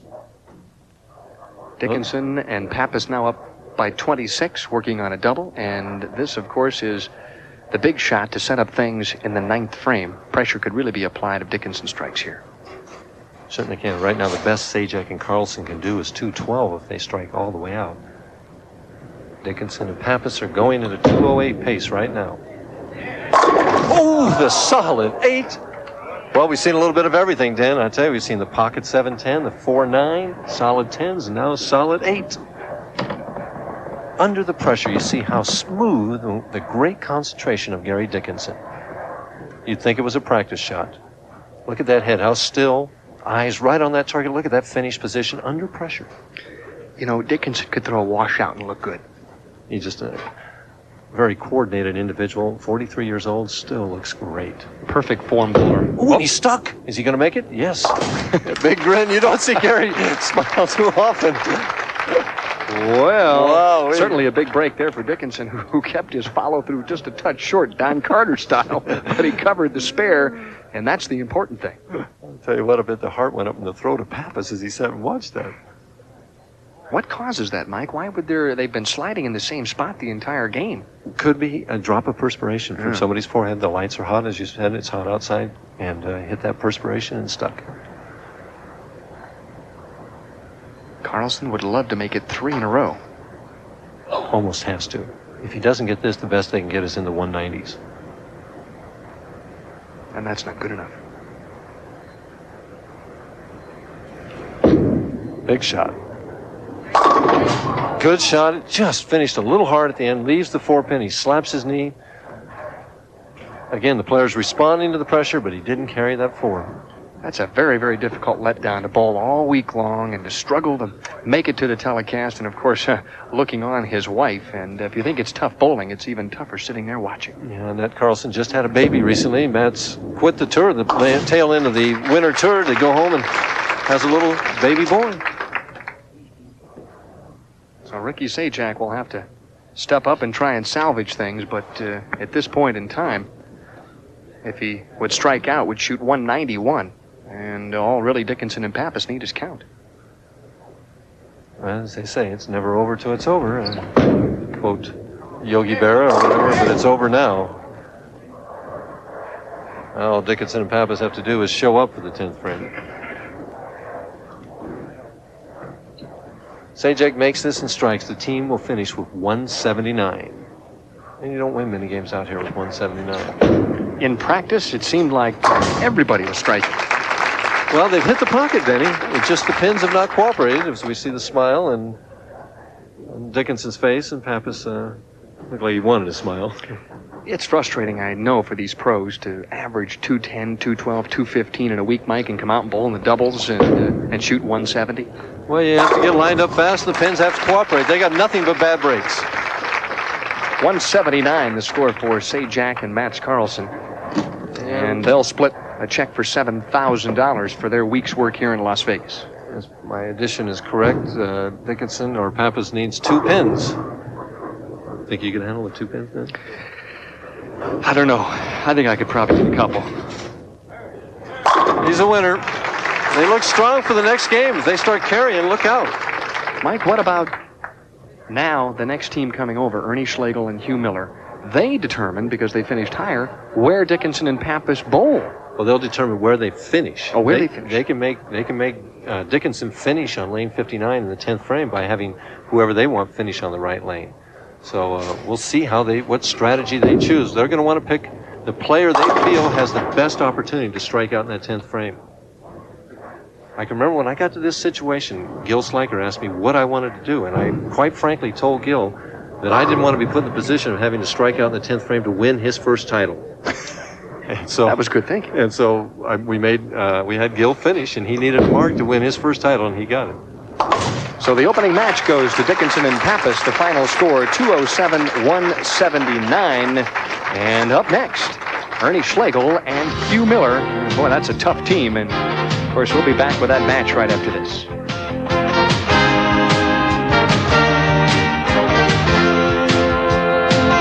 And, of course, we'll be back with bowling news as well right after this.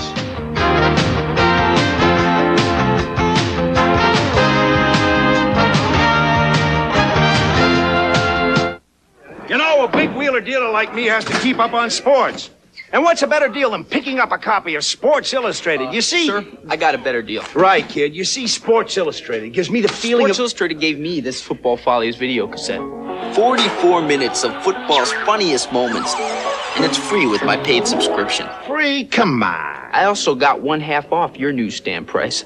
27 action-packed weeks for 3 installments of just $9.79 each. Plus, I get their famous swimsuit issue and this NFL schedule. Free. Just call this toll-free number. You can even use your credit card. Okay, let's get this straight. They get over 50% off the special issues, the schedule, and the free NFL tape. Now, see, kid? That's a great deal. Gee, sir, you're right. Yeah. Oh, Sports Illustrated? I want to renegotiate. Sports Illustrated. Get the feeling. Call now. 1-800-221-5900.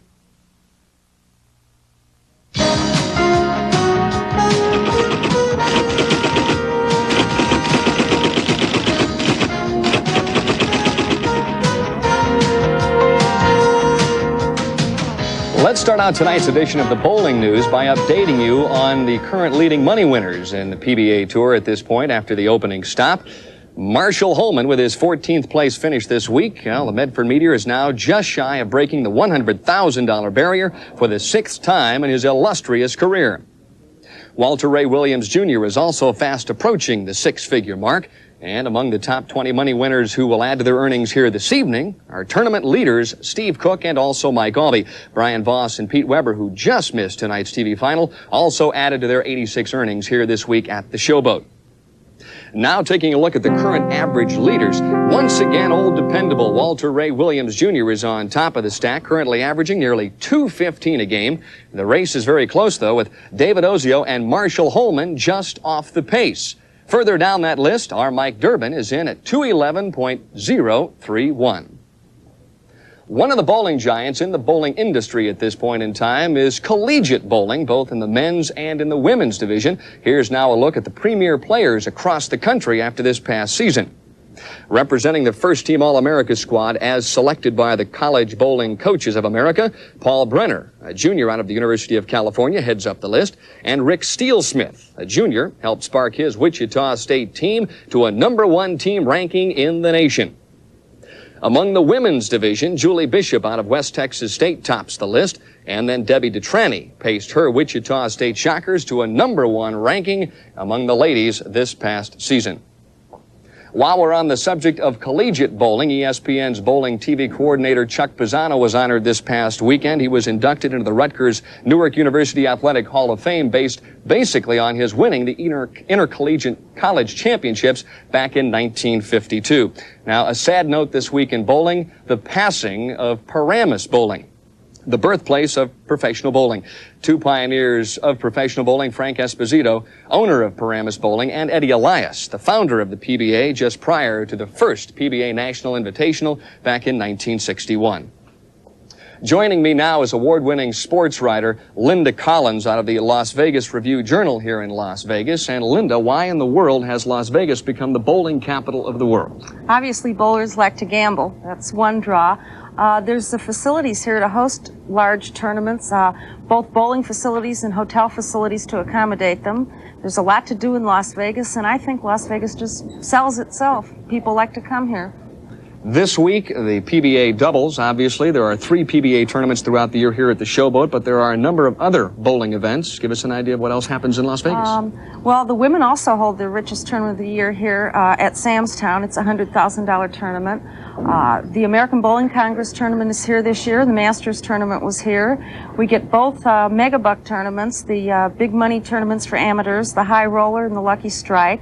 We get the National Amateur Bowlers, Inc., which is another large amateur group, the Collegiate Invitational, sweepers, little tournaments. We get everything here. Sounds like you're going to be busy. I am busy. I don't have time to go out and cover the football team. Well, stay tuned, ladies, because Linda has a very special list coming your way in just 1 minute.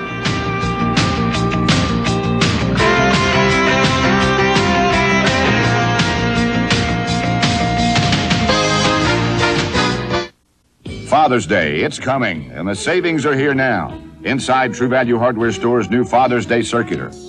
Get to have this ever-ready fluorescent lantern, just $8.99.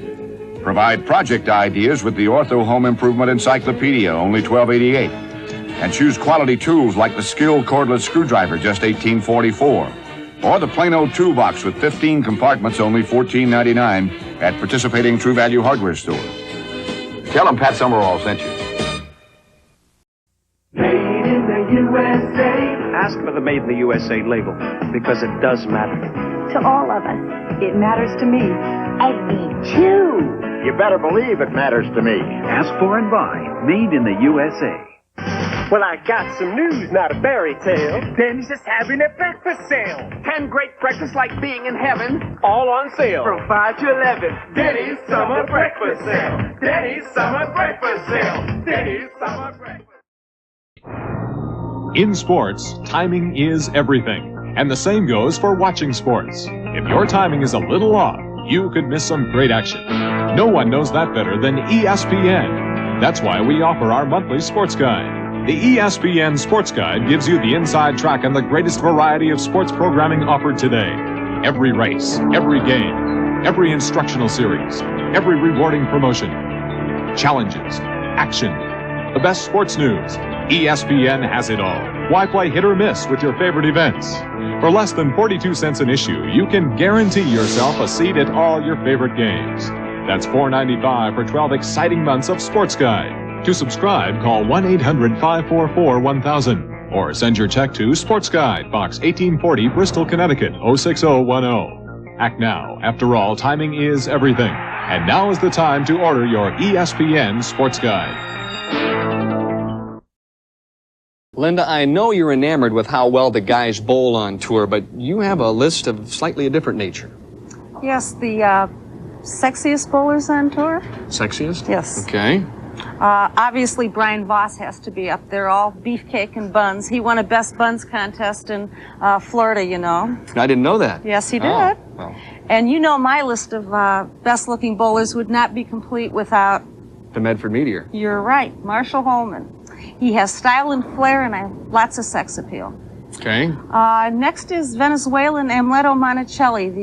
He's the foreign entry. Yes, the women just love him. The older women want to pinch his cheeks, and the younger women want to, well, I better What not cheeks? say it. Okay, number 4. Let's keep moving down the list. Okay, Mark Baker, also known as Moon Over Miami. I don't think I better go into the story, but the women love him too. They love that baby face. You know what's great about Baker? He can bowl, too. Yes, he can. And what about number 5? Ron Palambi Jr., bedroom eyes and a body to match. Bedroom eyes and a body to match. Now, those are the top 5, but who is your king of hearts? Nelson Burton Jr., otherwise known as Bo. Boy, that's a dandy list, the top 6. I mean, those guys should be honored. They're a part of the Sexy 6. Linda Collins Pinups, thanks for stopping by, and good luck this week. And, of course, joining me now, ESPN's color commentator, Mike Durbin. Mike, don't worry. You weren't on the list, but neither was I. But there were some other things that happened at the Showboat this week. Highlights from the tournament. Well, I don't know if they're as exciting as that list, but always of interest in bowling are 300 games. And this week we had one 300 game that was shot by veteran Gary Dickinson as he opened up his 3rd round of qualifying with a 300 game. But perhaps the most exciting thing that happened this week was in the last game of the finals last night, where we had a father-son battle for the championship round tonight, as the team of Dick Weber and his partner Tita Semez were in 5th place. And they bowled Pete Weber, Dick's son, and Pete's teammate Brian Voss, who were in 6th place. Pete and Brian won the game, but both teams failed to qualify for tonight's championship round. Some of our other top finishers this week that finished in the top 24 were in 8th place were Dale Strike and John Mazda. In 10th place, a couple of promising young left-handers, Parker Bond III and Dwayne Fisher. 12th place, veterans Henry Gonzalez, Art Trask, Gil Sliker, 13th, my former partner, Marshall Holman and Mark Roth there. We see Tom Laskow in there. Walter Ray Williams still making money. Paul Caldwell and Wayne Zahn, a couple names from the past, and of course, colorful Guppy Troop, and Matt Serena and Bill Straub rounded out. And that's a look at our top finishers in this week's Las Vegas Doubles Tournament. And of course, that's a look at bowling news for this week. Coming up next, match number 2. Pappas and Dickinson will face Ernie Schlegel and Hugh Miller.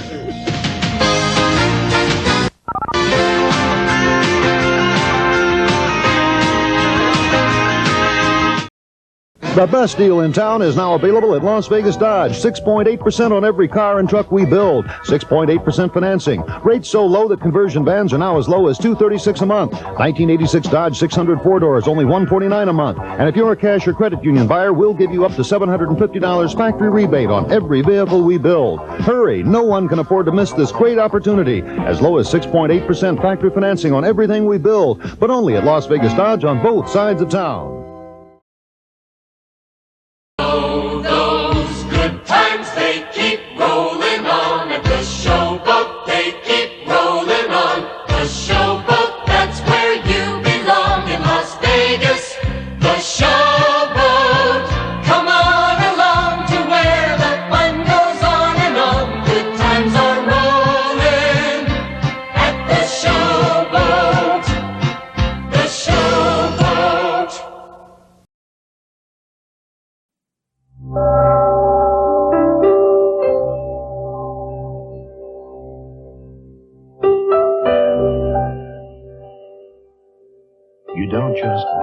beer this good.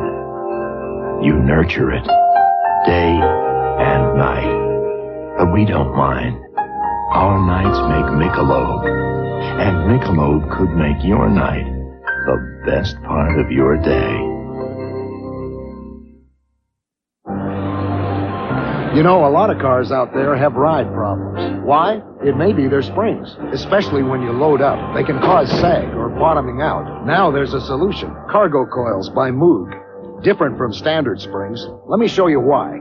These closely spaced coils smooth the ride, and cargo coils have these stronger coils to take over when you load up. So when you hit the road, don't hit the road. Get a pair of Moog cargo coils at your mechanic or auto parts store. This is ESPN, the Total Sports Network.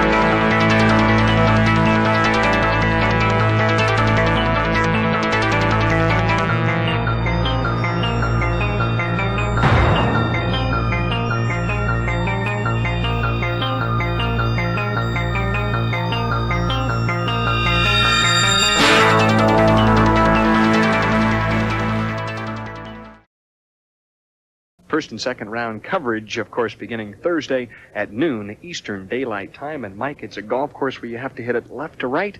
You'd be great there. Oh, yeah, you'd be great. You could watch out for the Atlantic Ocean. Hugh Miller and Ernie Schlegel will now match up against a pair of veterans that are off to a very quick start in George Pappas and Gary Dickinson. And Hugh Miller out of Mercer Island, Washington, will throw the first shot on lane 59. So they've decided that they want Schlegel to be their anchor man and finish in the 10th frame.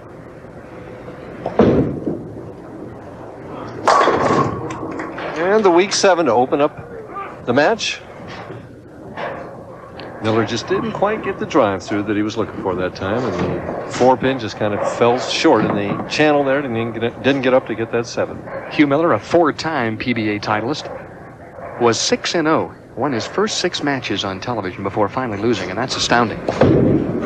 Anytime you go a number of years and you're undefeated out here on television, you look at some of the great players that we've had, Anthony and Roth and Marshall Holman, and their records on television are 500 at best. You know, a lot of them are under 500. So a lot of times, guys, when you really are great, they get pumped up to beat you.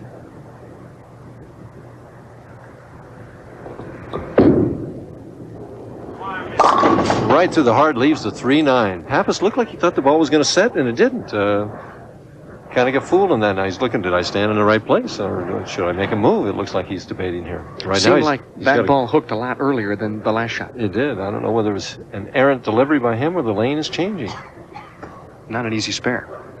Cross lane, he didn't take much time at it. He's got it, though. Dead center. A little wry smile out of him. He says something to Gary. I think you said something like, partner, it's time for you to get another X. I think he said he stood on the wrong spot. I think that's what he said to Gary, that he stood on the wrong spot. Do you think maybe you and I ought to step down there and let George know where he's supposed to be at? Well, I've got some glasses here. We could give it.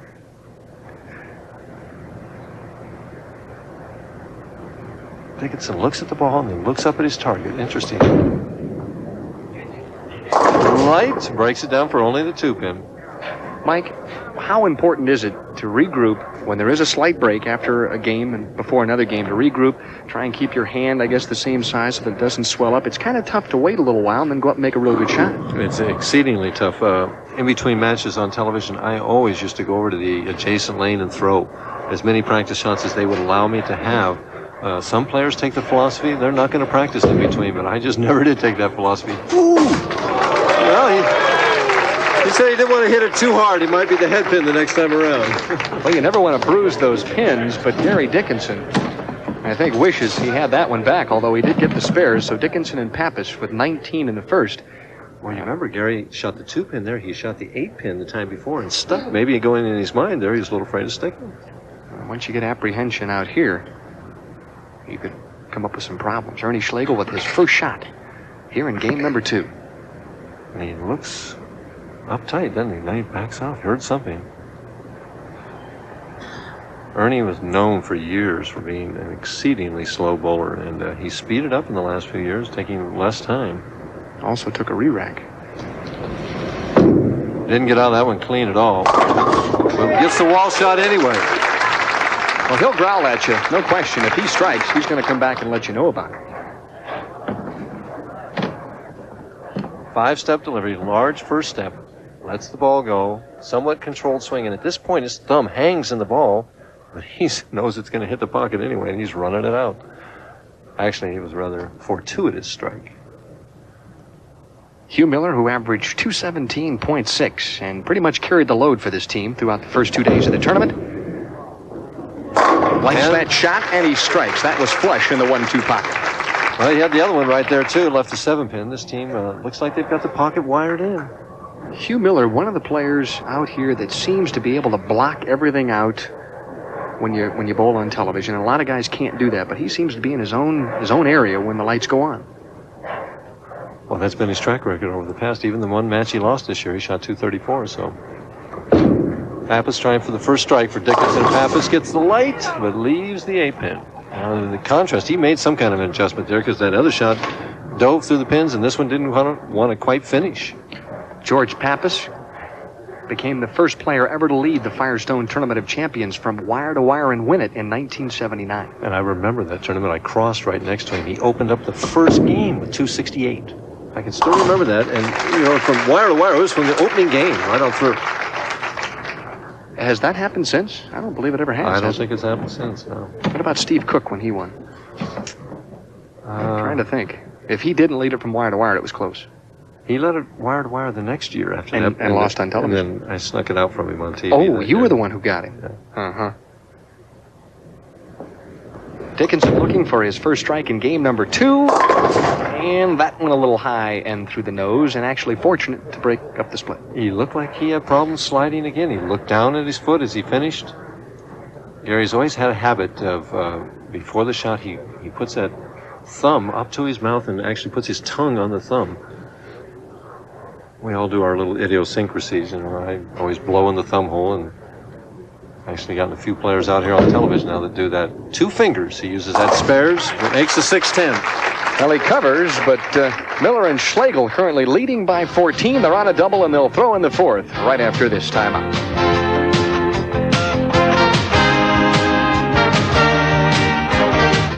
CarQuest Auto Parts stores are celebrating a dozen great years of helping you get the job done right. So celebrate CarQuest 12th anniversary with savings like Turtle Wax Super Hard Shell Wax, paste or liquid, just $2.99. And Zip Wax Car Wash, only $1.99. Buy both and get $2 back with a manufacturer's rebate.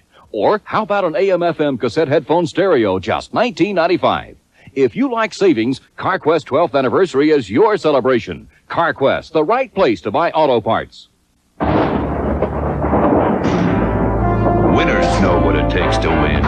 In this game, it takes more control, more power, more precision, more curve. One ball has it all. One ball dominates winning on the Pro Tour. The Black U-Dot from Columbia 300. The Black U-Dot, the ball of champions. Columbia 300, sold only in lanes or pro shops. Color Watch solves a color problem. Here, boy. Miles. Nice shot. Bad developing. Her pink flamingo's got maroon. The lawn looks terrible. An old spot was always true blue, but this is ridiculous. Next time, get your pictures developed at any store where you see this Kodak Color Watch seal for great-looking pictures. If you don't see the Color Watch seal at your store, keep on walking.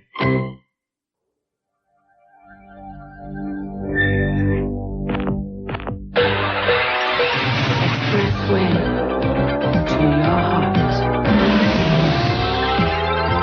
Expressway.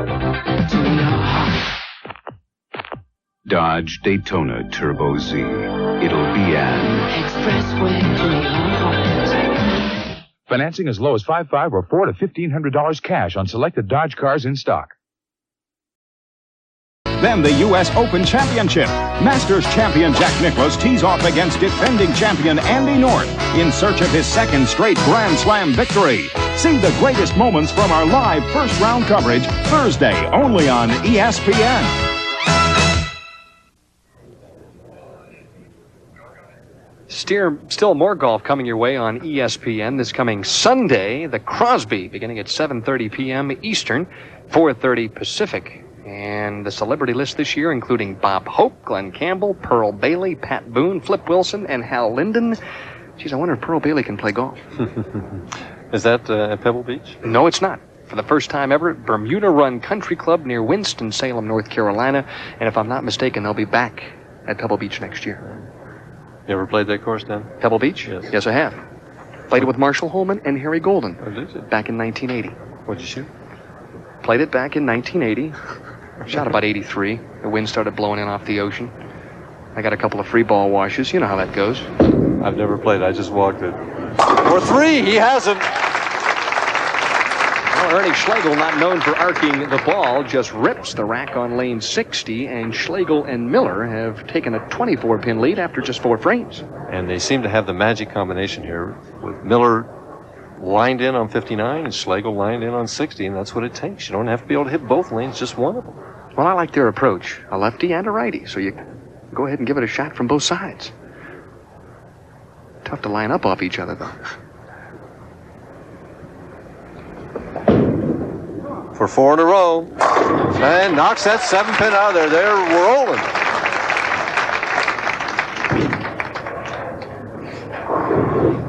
Watch Hugh from the side here, 5-step player, and ball controlled here. Now watch him hoist that swing up, and then about shoulder high, head right on the target there. Good follow through, and the result was all 10 in the pit. Pappas trying for their first strike of the match, and still turned away a stubborn 4-pin. George, who bowled very well in the opening game on that right-hand lane, is struggling just a little bit. He's hit the pocket the last couple of frames, but can't seem to come up with the X. Well, I'll tell you what, they're falling further behind with each passing frame. You got to get something going in a hurry if they want to stay in this match. When somebody throws a 4-bagger at you, you better hitch up your pants and get started, because if not, you're going to find yourself behind in a hurry. Especially when you haven't had a strike yet. You're not going to win this match with spares. If there is a team out here, though, that can come from behind in the late go, it's Dickinson and Pappas. Well, they've looked at 4-baggers before. It doesn't send shivers down their spine. On the left-hand lane again, Gary Dickinson. Oh. Well, in the opening match, we saw Sajak and Carlson get nothing but bad breaks, and so far that's the fate of Dickinson and Pappas in game number 2. He's definitely in the position where he has to go for this, Dan. He'll move to the right and try and hit that 4-pin thin on the left and slide it over into the 9. He's aiming at about 1/8 of an inch at 60 feet. Dickinson gives it a try, but not quite enough. Same thing Sajak did. Didn't quite get across. Anticipated it hooking more than it did. Talk about comfortable leads. Miller and Schlegel now plus 48. They lead by 48, and they're only halfway through game number 2. And the way Ernie acts, you'd think he's behind. I mean, pumps those shoulders, goes through the same regimen, wipes that ball off, shakes those shoulders again. He wants to get loose. I talked to Ernie earlier this week, and he said, Denny, I'm going back to the old health regimen. Gave up the smoking, gave up drinking the beer, running, pumping the iron every day. I'm going to get back into physical shape and get tough mentally, and I'm going to come out here and win. Well, he said things like that before, and he's done it. He says every 6 months or so, I've got to rearrange things, take a new approach. 43 years old. Not his fault. What are you going to do? He kind of shakes his head, yes, but boy, the 710, the second one we've seen on lane 60. Mike, is it a possibility that it's the rack in that case, where maybe the 5-pin might be just a little off spot, or no? As we watch it here, we get a view. Let's look at the head pin and look at the 5, if we can see them. The head pin goes in front, and Ernie's blocking our view, but I think the 5-pin went behind. Ernie throws hard at the 10, trying to bounce it out. The answer to your question, is I really don't know. I do know that Gil Sliker, being my partner, one time we needed a strike to beat Pete Weber and Mark Fay on this pair, and Gil Sliker needed a strike on lane 60 and left a swishing 710 way back. This was 5 or 6 years ago. So maybe it's just a characteristic of lane 60 that seems to prevail even with changing of the finishes or changing of the lanes or changing of the pins. You bowlers are amazing. You can remember shots and frames from 5 years ago. Miller back in the pocket, leaves the soft 7-pin. Still a comfortable lead of 34 pins, but you never know when that momentum can turn around. That pocket 7-10 gives Dickinson and Pappas a faint glimmer of hope. It wouldn't surprise me if Pappas struck in the next shot. Well, he better. You're right. It doesn't. They haven't got many frames left.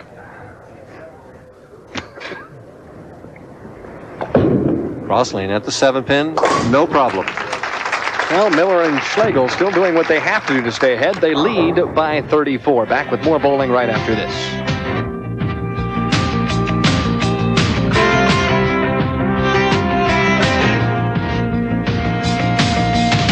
Tough guy, personified. Howie Long, how do you get a smooth shave that's not tough on your wallet? Get personified. Get persona. When I was growing up, I didn't spend all my time playing tennis. I also had my share of chores, like washing the family car. Now I'm breaking in my replacement. Kids today don't really realize how easy they've got it. You see, we have a JetX.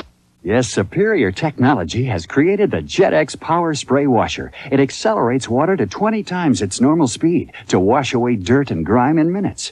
Even second-story windows become beautifully clean. Use this fan tip to power spray your car with JetX super concentrated suds. Then rinse away road dirt and grime. And right now, JetX can save you money. Look for this $3 factory rebate on the package or wherever JetX is sold. It does all that and more, so take it from a pro. Get a JetX. Now I can spend all my time playing tennis. Spray wash like a pro with the JetX Power Spray Washer. Get a $3 factory rebate on the JetX Power Spray Washer. Look for this product at these fine stores. Hi, this is Jerry Lewis for the Muscular Dystrophy Association. And these are some of my kids visiting the world-famous Budweiser Clydesdales.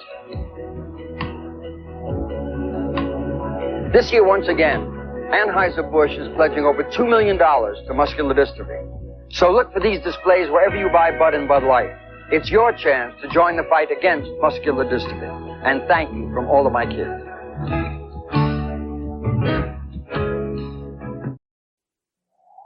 Speed, heat, endurance, the triple test of NASCAR racing.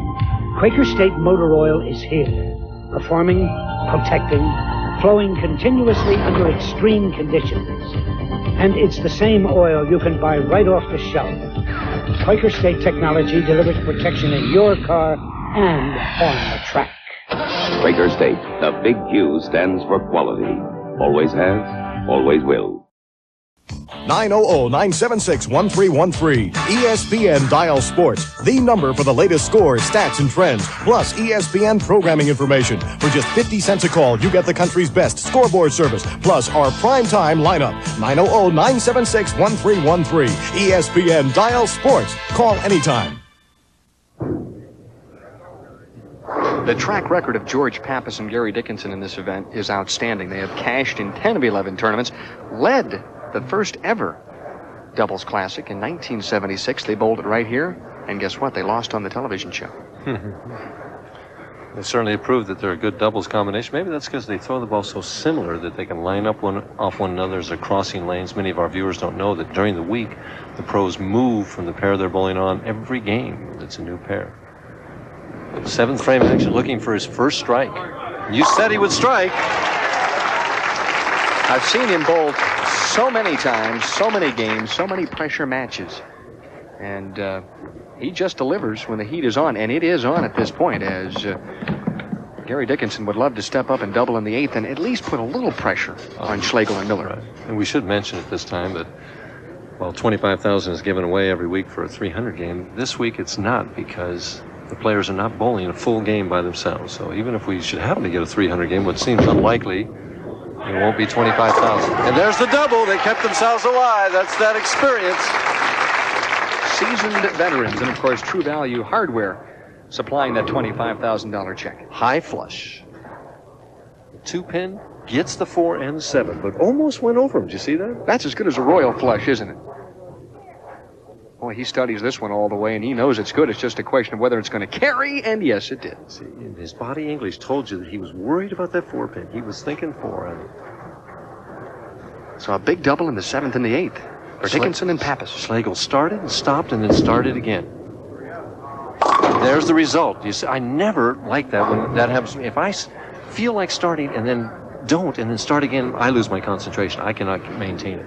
You talk about routines, Mike. You get into routines that you go through every single time you step up and you throw a shot. Isn't it better to put the ball down, get back into your reset? And that's what I would have done, yes. Well, Schlegel chose not to. Broke up the split. At the 6-10, has it. Ernie obviously struggling just a little bit out there, but Miller and Schlegel still lead by 22. As Hugh Miller will shoot in the 9th frame. This is a key shot. This could really open up the door for Ernie in the 10th. But there's still potential. 234 if they strike all the way out, and the best, if my addition is right, that Pappas and Dickinson can get is 222. Foundation frame. Key shot there, and Miller delivered. Out of Mercer Island, Washington. Yeah, that light hit, he just ripped them apart. That 5 just went flying into that 10. And we've talked about this before. It just seems to me, Mike, like the light hit, in most cases nowadays, just seems to be a higher percentage hit sometimes than the flush hit. It certainly seems to be. That's correct. Must situation for George Pappas. 9th frame, they're 22 pins down. Has to have this one to set it up for the 10th frame for his partner. Well, Pappas has won 10 PBA titles, including the Firestone, so he's been in this position before.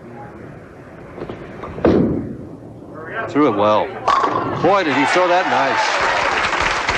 Coming off that wrist surgery that you and I have talked about, he completely restructured a couple of tendons in his right wrist. Doctor said, hey, you're going to have to bowl with pain maybe the rest of your life, but right now he looks pretty good. Look at that concentration. Follow through, pressure shot. He's looking at the 10-pin, Denny. That's what he's looking at. He said, oh, did you see that? Oh, yes, he said. 10th frame. Pressure squarely on the shoulders of his partner. 6'4" Gary Dickinson out of Burleson, Texas. Down by 12, can cut it to 2 with this first one. And his partner stands up and says, all right. Well, Dickinson was down on one knee. He knew it was a solid shot when he let it go. It was just a question of whether or not it would be 10 in the pit. That's exactly what happened. And you'd never know it by the look on his face. He's just so cool under the heat. One more to take the lead then. They were down at one point, I think, by 48 pins. And you said it was a comfortable lead. But we said it's never over till it's over. I lied. That happens out here every single game. That's what makes it such a great game. For the lead. Right, solid! Well, you can't stuff it in there. You can't stuff it any better than that. This is solid 1-3 pocket all the way. All the way. 10 in the pin. Right in there. And here's his reaction. He knows it's there. He doesn't run out many, but this one he's running out and almost fell down. He slipped there. Well, a possible 222 for the team of Gary Dickinson and George Pappas. We could have a tie. There's a potential tie here. Every pin is still important right here. Light, but carries. What a finish by those two bowlers. 6 in a row after the commercial break. The light hit. The head pin will go to the wall, come back and get the 4, 5, and 7. And Ernie Schlegel now needs the first strike and 9 pins and a spare for them to win by a pin. Schlegel with 4 PBA titles, spent his first 12 years on the tour searching for a victory. And then he beat Nelson Burton Jr. in Kansas City. In fact, his first 3 wins, I'll get to that later. He's in the pocket, light, and it fell! And you hear him, fruit salad. That's a classic Ernie Schlegel. Fruit salad, what is that, Mike Durbin? The light hit.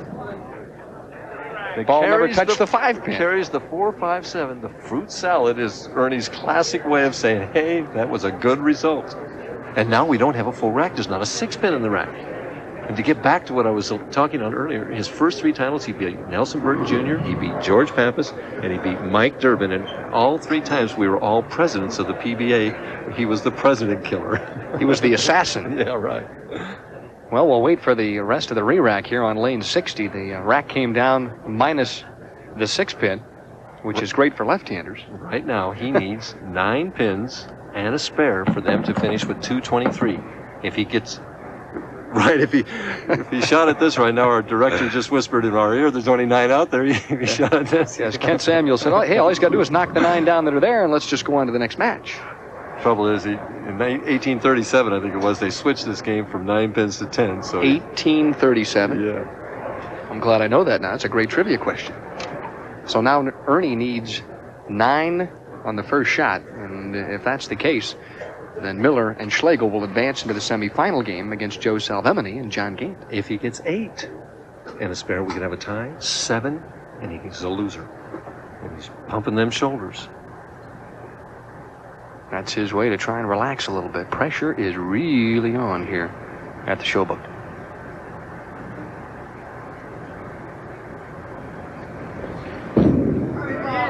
Solid. That's it. Great finish by both teams. Couldn't ask for a better 9th and 10th frame. The tension was there, the pressure was there, and Mike, really all the pros delivered. They all delivered, all 4 of them.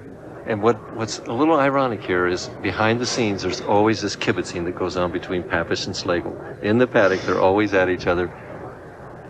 Well, Ernie will have him this week. But George Pappas, I'm sure, will bounce back as Schlegel strikes. And the final score there, 234, 222. And coming up in just a moment or so, Mike Durbin's bowling tip.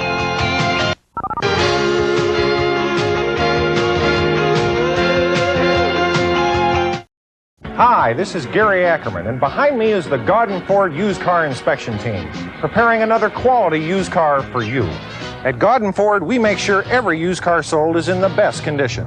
Like an 84 Dodge Omni for just $47.95, an 85 Toyota King Cab for just $69.95, or an 81 Camaro Berlinetta for just $45.95. There's no safer place to buy a low-mileage used car than Garden Ford Saab. After all, our name is on it. Garden Ford Saab, used car headquarters.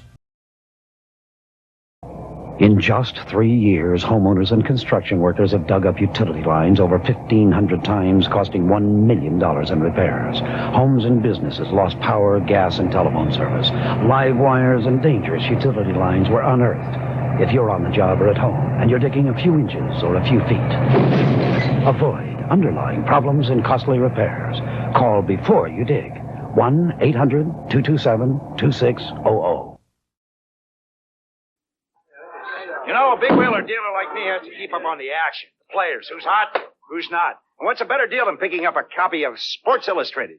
You see, Sports Illustrated... Excuse me, sir, but I got a better deal. Yeah, kid, right. I'll handle this. You see, Sports Illustrated gives me more than just stats and scores. I get the feeling of what it's like to hit a brick wall at 30 miles an hour. How it feels to look down the barrel of a loaded gun. To lose a tough one. And how it feels to win it all. That's what Sports Illustrated gives me. Well, Sports Illustrated gave me this NFL Follies video cassette. Free with my paid subscription. It's 44 minutes of fumbles, foolery, and follies. It makes a great gift, and it's free. Free?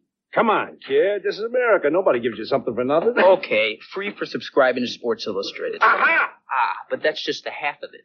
I get Sports Illustrated for less than one half your newsstand price. 27 action-packed weeks of football, baseball, basketball, and more delivered right to your door for 3 installments of just $9.79 each. That's more than 50% off. Subscribe now and you get the College and Pro Football Spectacular. Plus, you get this handy NFL schedule, free, and you get the famous swimsuit issue, uncovering what truly is man's favorite spectator sport. Phones are open now. Just call this toll-free number and you get the whole deal. You can even use your credit card. Okay, let's get this straight. They get a 50% savings. The schedule, the football spectacular, the swimsuit issue, and the free NFL tape. Now, see, kid? That's a great deal. Gee, sir, you're right. Yeah, I am. Get the savings, get the special issues, get the NFL schedule, get the video cassette. Oh, Sports Illustrated? I want to renegotiate. Sports Illustrated. Get the feeling. ESPN viewers, call now. 1-800-541-9000. The 1970 America's Cup Race, featuring one of the most controversial starts in yachting history. Sunday night at 10 Eastern on ESPN. It was exciting, the final. Schlegel and Miller winning 234-222. And Mike, look at all the strikes in the 10th frame. Boy, I'll tell you what, there's a lot of strikes to close out that game. 6 of 4, 10 in a row by those 4 guys. Learn how to shoot some of those right-hand spares, the 3-pin and the 6-pin. This is Mike Durbin's tip.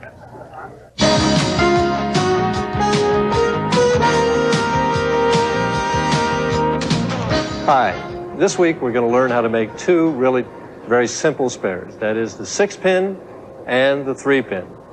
Also, the rules that I'll give you to make these 2 spares will probably apply to the 6-10, the 6-9-10, the 3-6, and the 3-6-10. Now, in order to learn how to make the 6-pin first, we have to go back and do a little bit of a review from last week on how we made that 10-pin.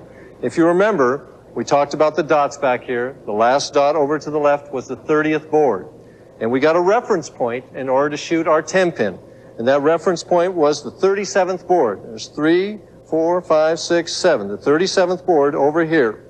And I used that 37th board and used the 3rd arrow out there to make the 10-pin.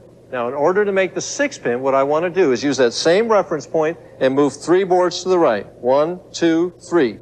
And use that new reference point, the same 3rd arrow, to shoot my 6-pin. Let's try it. Get myself lined up on the board. And again, remember that I want to take my hand and put it right behind the ball. I'm not going to turn it. I'm going to throw it basically straight at that spare, right over that 3rd arrow. The fingers go in first. Set myself up.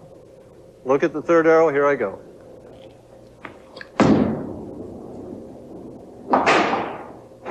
There's the 6-pin. And that'll probably work also for the 6-10 and the 6-9-10. Now we want to learn what we're going to do to make the 3-pin. To make the 3-pin, I'm going to move 3 more boards to the right, which means I'm going to be standing on board 31. Now remember, to make the 10-pin, I was on board 37. To make the 6-pin, on board 34. Now to make the 3-pin, I'm over to board 31. And again, I'm going to use the 3rd arrow from the right out there as my target. Now, when I leave combinations of the 3-pin, the 3-6 or the 3-6-10, this move probably won't quite work. The reason why is this move will bring the ball up heavy to make the 3-pin solidly. To make those 2 spares, I need to hit the 3-pin on the right, so I need to use a little common sense and move a board or so left to make the 3-6 or the 3-6-10. Right now, I'm just interested in making this 3-pin. So again, very carefully put the inside edge of my left foot on the 31st board, set myself up, and again, I want to try and throw the ball basically straight at this spare so that it doesn't hook. We're ready to go. Here we are.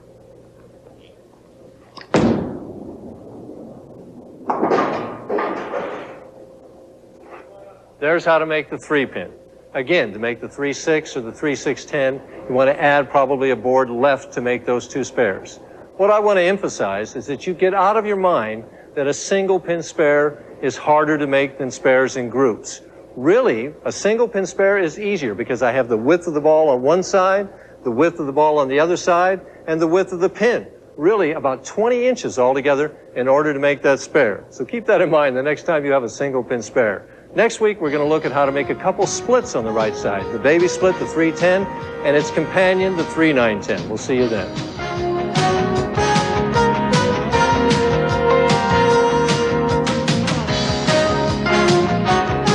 The semifinal match is coming up next. Ernie Schlegel and Hugh Miller will take on Salvemini and also Gant. Should be a good one.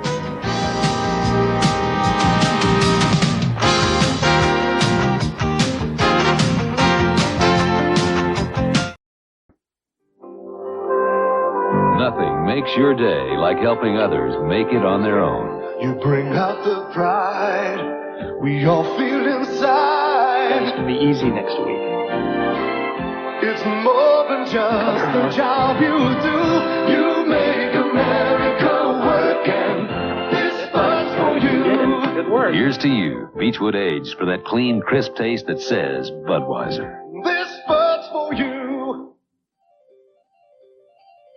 If you love cars, you'll love Auto Week. Every week, Auto Week puts you inside the world's most exciting cars. GTs, sports sedans, collector cars, 4x4s, front drivers. Auto Week makes you an insider with industry news, personality profiles, old cars, columnists, the best classified anywhere. And nobody covers racing like Auto Week. You get the fastest coverage of Formula One, sports cars, stockers, Indy cars, with columnists who race and win. Let Auto Week put you behind the wheel every week. Call 1-800-554-3000 for a year's subscription. 52 issues for the basic rate of $23, just 44 cents a week. Call now and get this racing decal shirt free. 1-800-554-3000. Let Auto Week put you in the driver's seat every week. It happens all over America. Dedicated mechanics work day and night to pull every ounce of performance from their engines. From precision piston rings to performance engine kits, winners rely on Speed Pro parts from Seal Power. And this winning quality is engineered into every Speed Pro part and performance kit. Seal Power engineering that gets winners to the finish line can be as close as your own garage. Right, kid? Right, Dad. Speed Pro from Seal Power. Kits and parts that keep the quality coming. Bing Crosby started it. I only play golf for the fun. Tomorrow's my lucky day. Catherine Crosby has revived the friendly, charitable atmosphere of the original Crosby Clam Bake. This year's star-studded tournament includes celebrities from entertainment, sports, business, and government. Enjoy the fun, the entertainment, and the golf. Celebrate the 1986 Crosby, Sunday night at 7:30 Eastern, only on ESPN. And here we have our prize list this week. We see first place, $25,000 split between the two bowlers. Second, $13,000. The loser of this match will take home $9,000. Pappas and Dickinson got $8,004 apiece. And Sajak and Carlson split $7,000.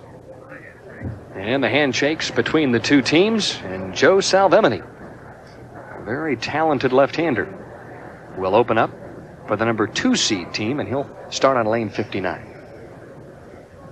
And again, Joe doesn't make the championship round often, but when he does, he's usually a threat to win. First shot out of the gate, and it's a good one, but a solid 6-pin. You mentioned the fact that he does take advantage.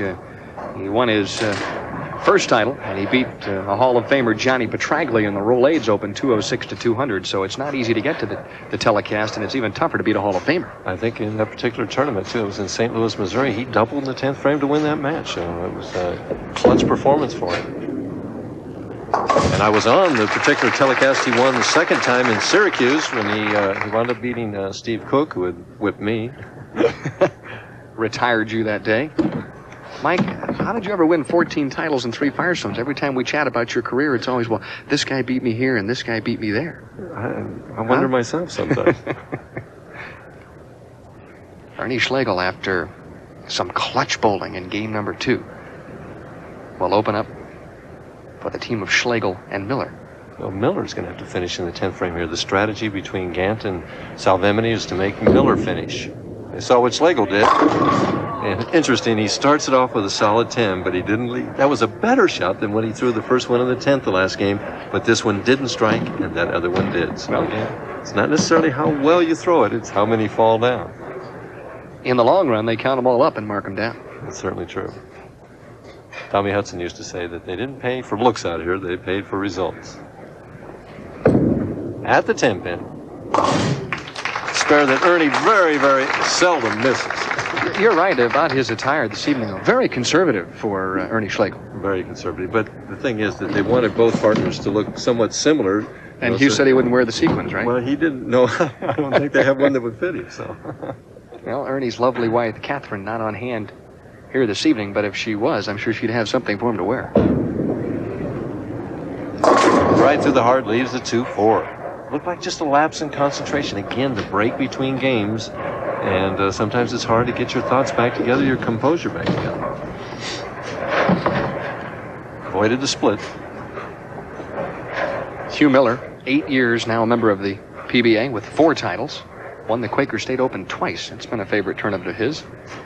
and has won nearly $175,000 in his career. At the 2-4. Ooh! Just got it. And we see here he almost chops at the ball, just nicks the 4-pin, and the breeze knocked it over, as we say. Okay, bowling fans, get ready for this next shot, the opening shot for John Gant. Keep your eyes peeled because this ball will have a few revolutions on it as it heads down the lane. And that's the result, too. That is a bone crusher. Or a buzzsaw. Look at that ball revolving. If you could count them, I don't know how many they are, but it's a lot. Mike, he may have more revolutions on one shot than Ernie does in an entire game. But Schlegel never misses a spare. Boy, talk about contrasting styles here tonight. For a double. And they have it. Well, the first chance that Salvemini and Gant have to put a little pressure on, they take advantage. Do you suppose that Ernie Schlegel feels like a minority group out here? I mean, he's the only right-hander left. Easily the most tenacious player on the tour. Will not give up. I don't care what the score is, what the count is. There's a lot of fans all over the country. Well, he claimed the USA as his home. Knocks that 10-pin out of there this time. It's now up to Hugh Miller to try and double up here in the fourth as Miller and Schlegel trail by 12. Miller asking for a re-rack on lane 59. Might explain to the fans that there are only re-racks per team, per game. Per game. It used to be that after the re-racks, our tournament director, Harry Golden, would have to come out and take a look at it, but our executive board at their last spring meeting has voted that they get 3 per game, and that's it. I mean, you use them strategically, you don't get any more. Well, let's see if he can take advantage of it. Gave this one room, too much room. He's just lost his composure all of a sudden. High the one shot, misses the head pin the next shot. Suddenly the ball's going everywhere. In the opening game, I was going to say, Mike, that I don't think Hugh Miller missed the pocket. No, he was there all the time. Just suddenly between the break of games, he's not been able to get his act back together. He's got a tough spare here in the 1-3-6. Can't afford to give any pins away right here. Makes it. Miller covers the spare, and when we come back, John Gant will try and make it 3 in a row for his team right after this.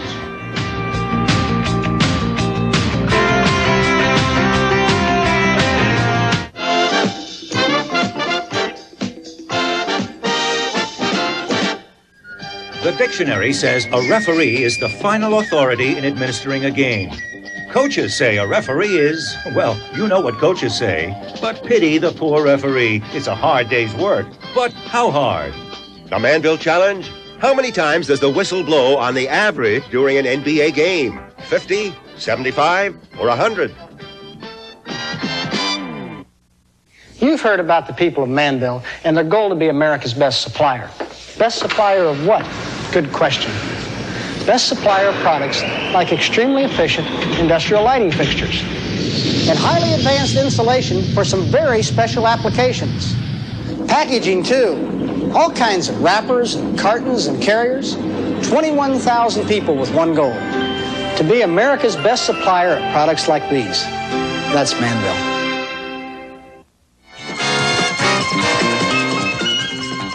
How many times does the whistle blow on the average during an NBA game?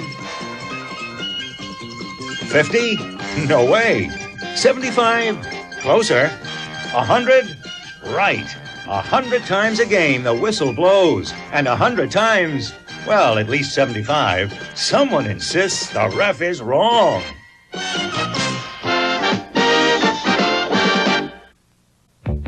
Brighten your colors, sharpen your sound with high-tech components designed to astound.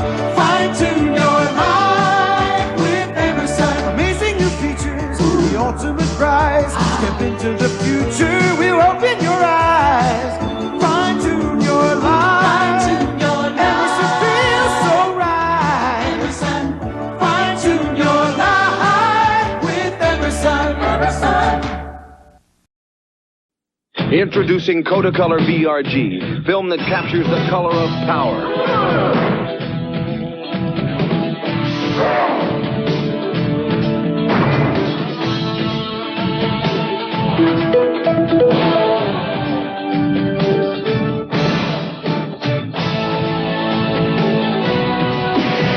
The most accurate, realistic color in print film is here. New Kodacolor VRG. The color of life. Get that all-American feeling with live college football on ESPN. You're on campus with the sights and sounds surrounding the nation's #1 teams. Cheer with the best every Saturday night and with exclusive Thursday night specials.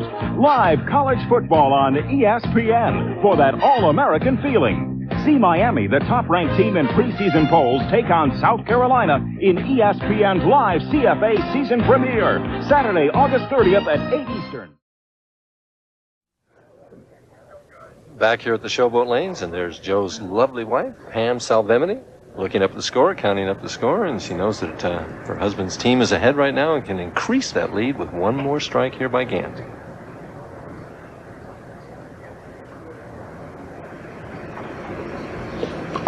The buzzsaw wings it out there. Interesting that all those revs on that ball, and he still leaves the weak 7. Well, it's timing, too, and where you throw it in the pocket. Gant, 6'2", 190 pounds, was a standout pitcher, baseball pitcher for the University of Cincinnati, and opted professional bowling career, and it's worked out pretty well. He was Rookie of the Year in 1984. 5 steps. He used to take 4. Added an extra step to make those 7 pins, I guess. See John from the front here. See that 5-step delivery. Pushes it out. Watch his finish as he finishes kind of stiff-legged. Not much bend. Bent over the waist a little bit. Again, not classic textbook style, but he makes it work for him. I guess he practices a lot. Well, if you can repeat, I guess that's the whole key. Salvemini on the left-hand lane, 6 years, has been a member of the PBA and has 2 PBA titles, and he's looking for number 3 here this evening. Good deep knee bend, and that one a little bit high, and the 6-pin stands, but pretty fortunate to leave just the 6. Just a little soft with that speed that time, and Joe does that. He doesn't throw real hard like Gant or like Schlegel does. He has that softer speed. His trouble in the past, though, has been spares, missing spares a lot of times. Quite a contrast between he, the stroker, and Gant, of course, the power player. Makes the 6-pin. See the contrast. He's a 5-step player, too. Turns that right shoulder forward. Closes it some at the end, but you see him clench those teeth there at the end. Concentration there. Ernie Schlegel making his 28th appearance on national television. His overall record, 19 wins, 23 losses, so he's a little below 500. Well, we've added one more win here. I'd like to add a couple more. Almost looked like Ernie was talking to himself on the way up there that time as he gets that strike. That might be his best shot, other than maybe the second shot in the 10th frame of that first game when they knocked off Gary Dickinson and George Pappas. Ernie is just wired into lane 60. It seems like he cannot go high. The ball is just setting all the way at the pins and still getting enough at the back end to knock out the pins. Hugh Miller's been lost his first 2 frames. Trying to double and square up the match. And does. Got it back together. Evens the match, dead even. That one was right on the money, and whatever adjustment needed to be made, obviously Hugh Miller has done that. So Miller and Schlegel in a position to try and make things difficult for John Gant and Joe Salvemini. And of course, waiting in the wings, the #1 seeds, Steve Cook and Mike Albee.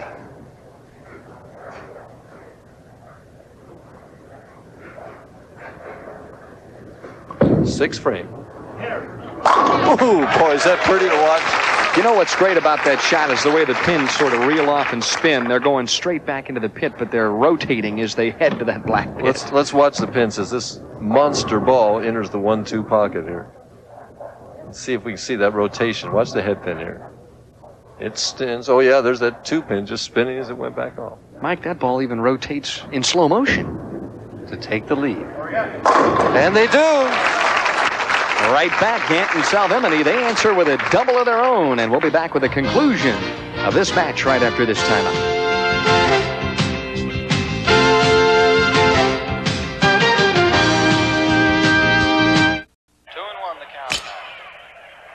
Hi, honey, I'm home. Ooh, I like the way it looks. I'll be finished soon. Oh, good. Look, I brought you some new fishing clothes. Hey, those are nice. Thanks. In fact, I'll wear them this afternoon. From work to weekends, Dickies are America's favorite work clothes. Made with Celanese Fortrel polyester. We love to get pizza to go. Except my family won't let me pick it up anymore. I don't know what happens to me. I get possessed. I get crazy. I can't help myself. I had to have a slice right then and there in the car. There is a problem. Do you have any idea what it's like to try to piece together all of these slices so that they'll look like a whole pizza again? Listen, it worked when the kids were little. Energizer Halogen, a light so bright, so white, no ordinary light can match it. The Energizer Halogen flashlight, up to 300% more light than ordinary flashlights. And it's Energizer rugged, even waterproof. The Energizer Halogen flashlight, so bright, so incredibly bright, it outshines ordinary flashlights, up to 300% brighter.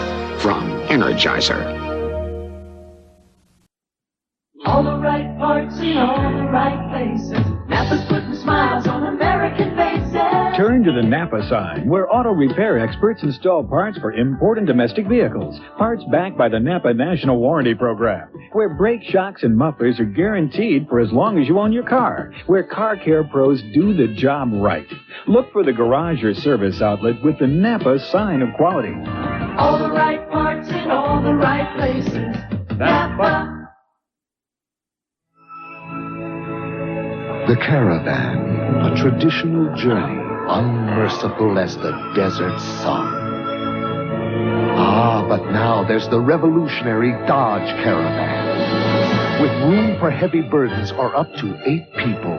A 5-year or 50,000-mile protection plan and civilized features like front-wheel drive, which is why Dodge Caravan has no equal under the sun.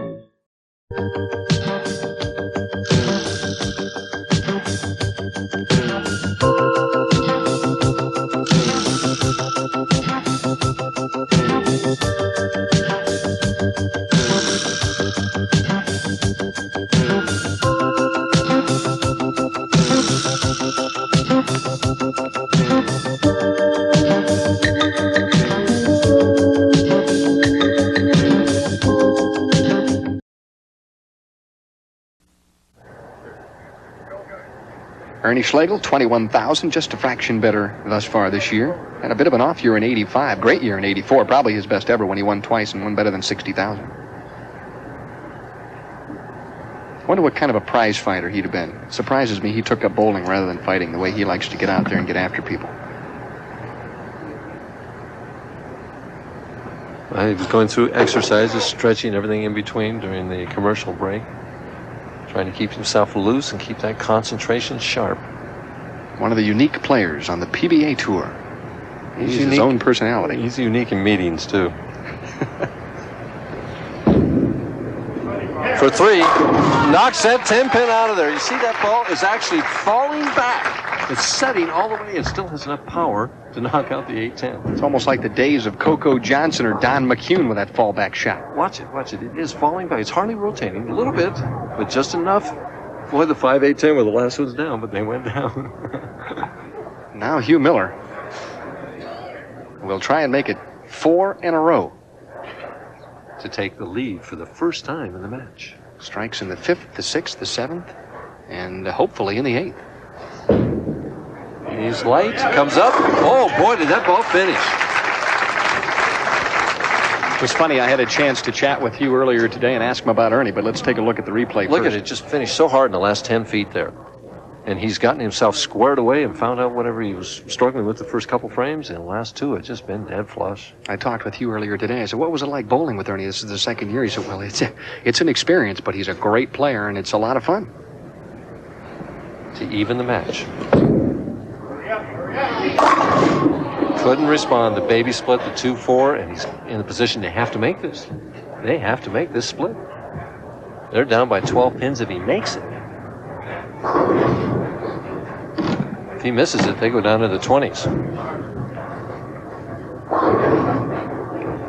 Stiff-legged finish here. It lifts the devil out of that ball. Literally tears the finger holes out of it. At the 2-4, doesn't make it, and they're in big trouble. Suddenly they go from ahead in the match, they're down by over 20 pins now. Well, a key open there in the 8th. And now Salvemini and Gant, if they strike out, the best they could shoot would be 224. And Miller and Schlegel going at a 228 pace, they're definitely in the driver's seat. Salvemini must strike here in the 9th frame to keep them any chance. And is he going to get lucky? Nope. Leaves the 7-pin. Looks like Miller and Schlegel are in good shape here. They've risen to the occasion when they needed to. Behind in the match, came through with 4 in a row.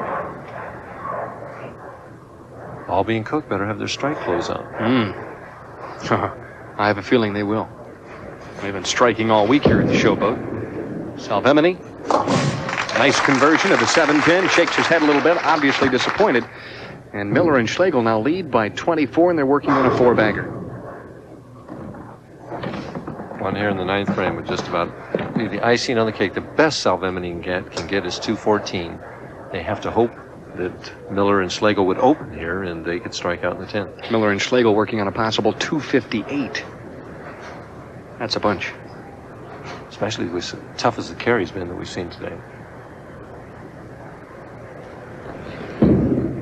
Good speed. And he blows that 5 out of there. Do you believe that shot? Even Ernie's little reaction to that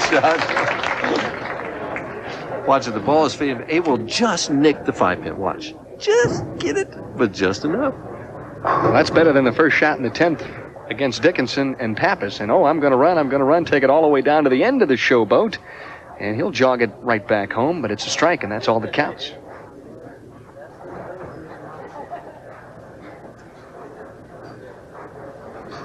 Hugh Miller trying to just wrap things up here in the semifinal game, and it's the Greek Church. And I think that's still enough. I mean, and the reason it's the Greek Church is because it reminds, with all the pins on the different sides there, it reminds people of the spires of the old Greek architecture in Europe.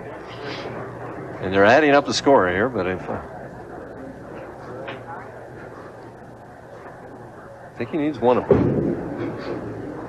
And he got 3. It should be enough if my addition is right. Yeah, he finishes with 219. Hugh Miller smiling as he walks back towards Ernie Schlegel, but they are the winners in the semifinal match as they shoot 219, and Hugh sort of breathes a little easier at this point. What do you do right now if you're cooking Albee? Do you make Miller finish last in that championship match?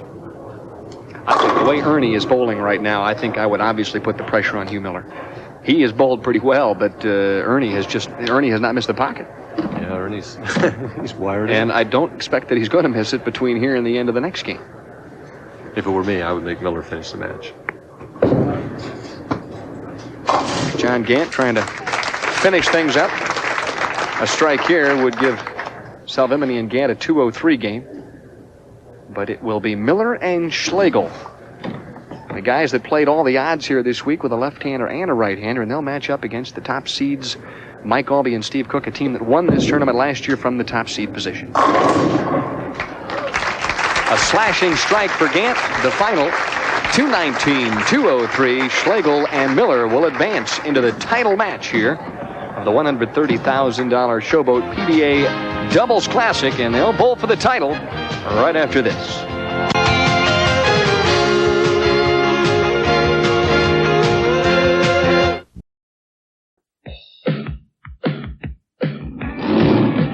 In 1985, the winning cars of the most prestigious auto races were equipped with Goodyear Racing Eagles. So it's small wonder that in 1986, most of the finest high-performance street cars are equipped with Goodyear Eagles.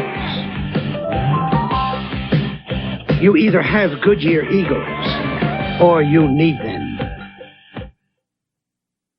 You know, I love the excitement in Atlantic City and Las Vegas, and okay, I get VIP treatment. Now, you too can get VIP treatment and big savings just by carrying the Players Club Go card. You'll save money on rooms, on top-name entertainment, on food and beverages. Just join the club that's honored the world over. Atlantic City, Las Vegas, Reno, Tahoe, the Caribbean, all around the world. Hey, no strings attached to get the club's benefits. You listen to Telly? Call Players Club today. You know, a lot of cars out there have ride problems. Why? It may be their springs, especially when you load up. They can cause sag or bottoming out. Now there's a solution. Cargo coils by Moog. Different from standard springs. Let me show you why. These closely spaced coils smooth the ride, and cargo coils have these stronger coils to take over when you load up. So when you hit the road, don't hit the road. Get a pair of Moog cargo coils at your mechanic or auto parts store.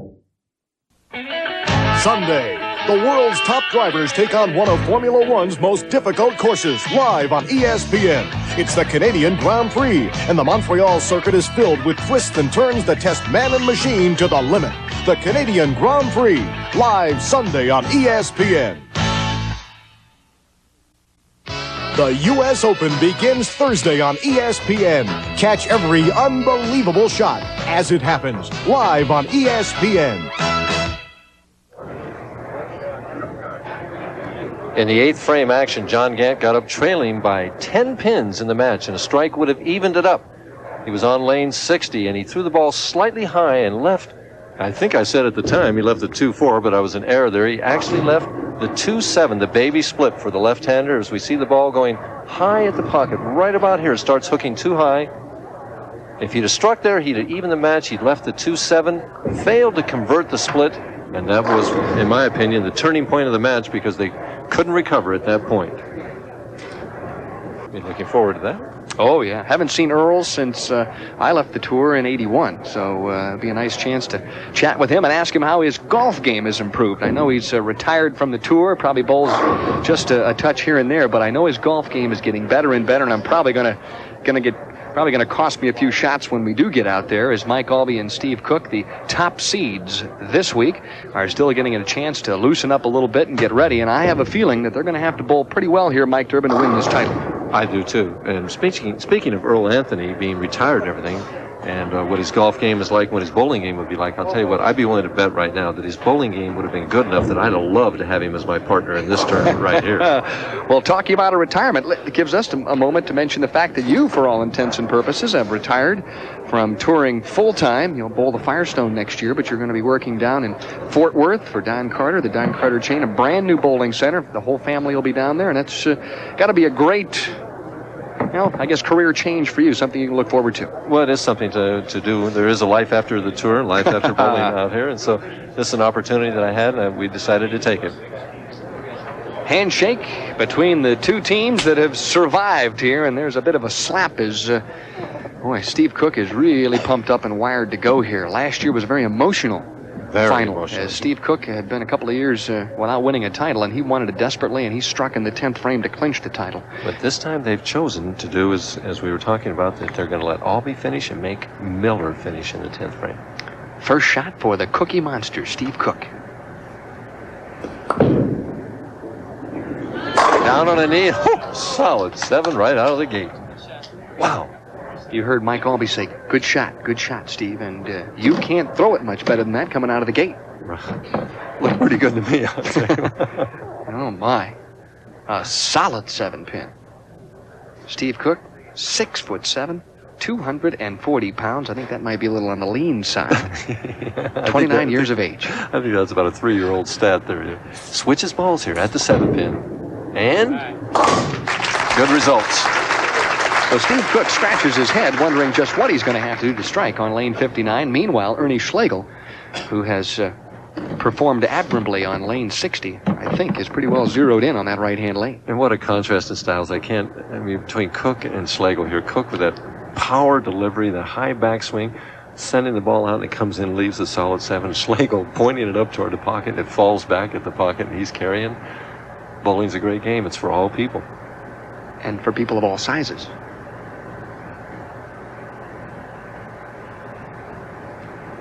A little faster with his feet that time. Didn't make any difference. I'll tell you what, he is just drilling him on that lane. Hugh Miller will now step up and start on lane 59. Hugh's grandmother who lives in Montana, has a beautiful ranch in Montana. His #1 fan, and as I chatted with Hugh just before the telecast this evening, he spent a couple of weeks there just recently doing a little work on the ranch. Nice area. Punching a few cows, I guess. I don't know. And they're off with that double. Good speed by Miller. Well, they're putting the pressure on the defending champs right away. I'll be asking for a re-rack. His first time over on lane 60. This was really a total team effort to get here this week. I think when they were all said and done, it was only about 75 pins difference between Steve Cook and Mike Albee as far as actual pinfall throughout the entire week. So it was a group effort. And interesting, Mike Albee just broke one of the PBA rules. He left his rosin bag on the set tee or on the ball return, and you're not allowed to do that. And is the pin going to hit it? Leaves the 7. 2 7-pins. There's a table between the two players that our player services director, Larry Lichstein, provides, and it's a PBA rule for the players to put those rosin bags on that table. If Schlegel notices it, I think he'll make Albee do it. You'll call him on it. Yeah. Schlegel, of course, the gamesman. Definitely the gamesman. Loves match play. Cross lane at the 7-pin. Has it.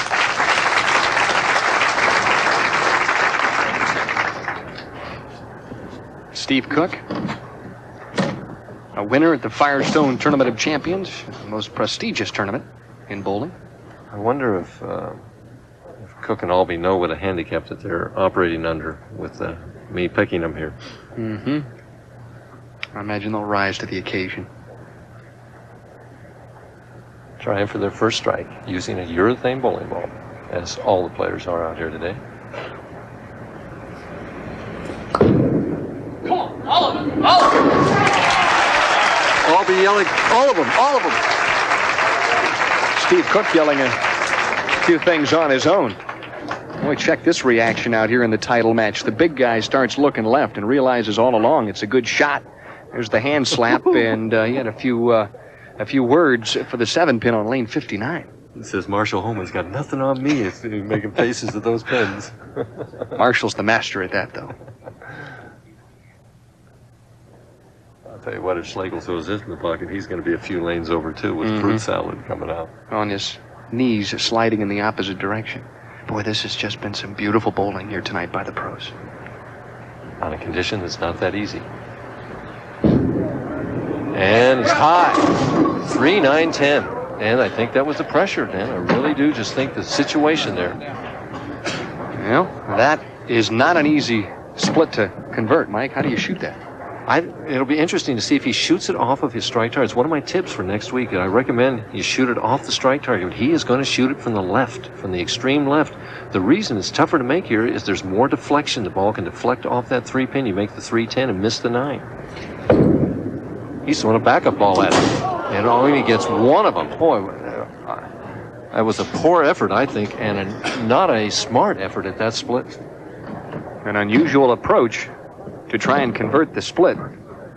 And obviously it did not work out, as Cook and Albee, now with 39 through 2 frames, a strike up in the third, lead by 6, and they grab that lead sitting on the bench. Right, boy, that's a dangerous situation for two dynamite players like that.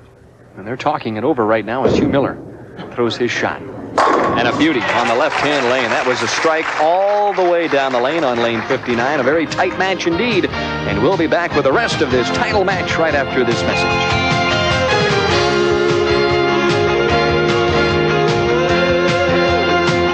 In my line of work, your insurance isn't on a piece of paper. It's up here, and it's in your equipment. With all the technology that's built into today's cars, I just don't trust mine to anything but AC filters. An AC oil filter can help protect your gasoline engine for up to 15,000 miles. An AC air filter, up to 30,000 miles. Never wait for trouble. Protect your car with AC filters. Now get rebates on AC filters. Call 1-800-AC-DELCO for a participating dealer. This is ESPN, the Total Sports Network.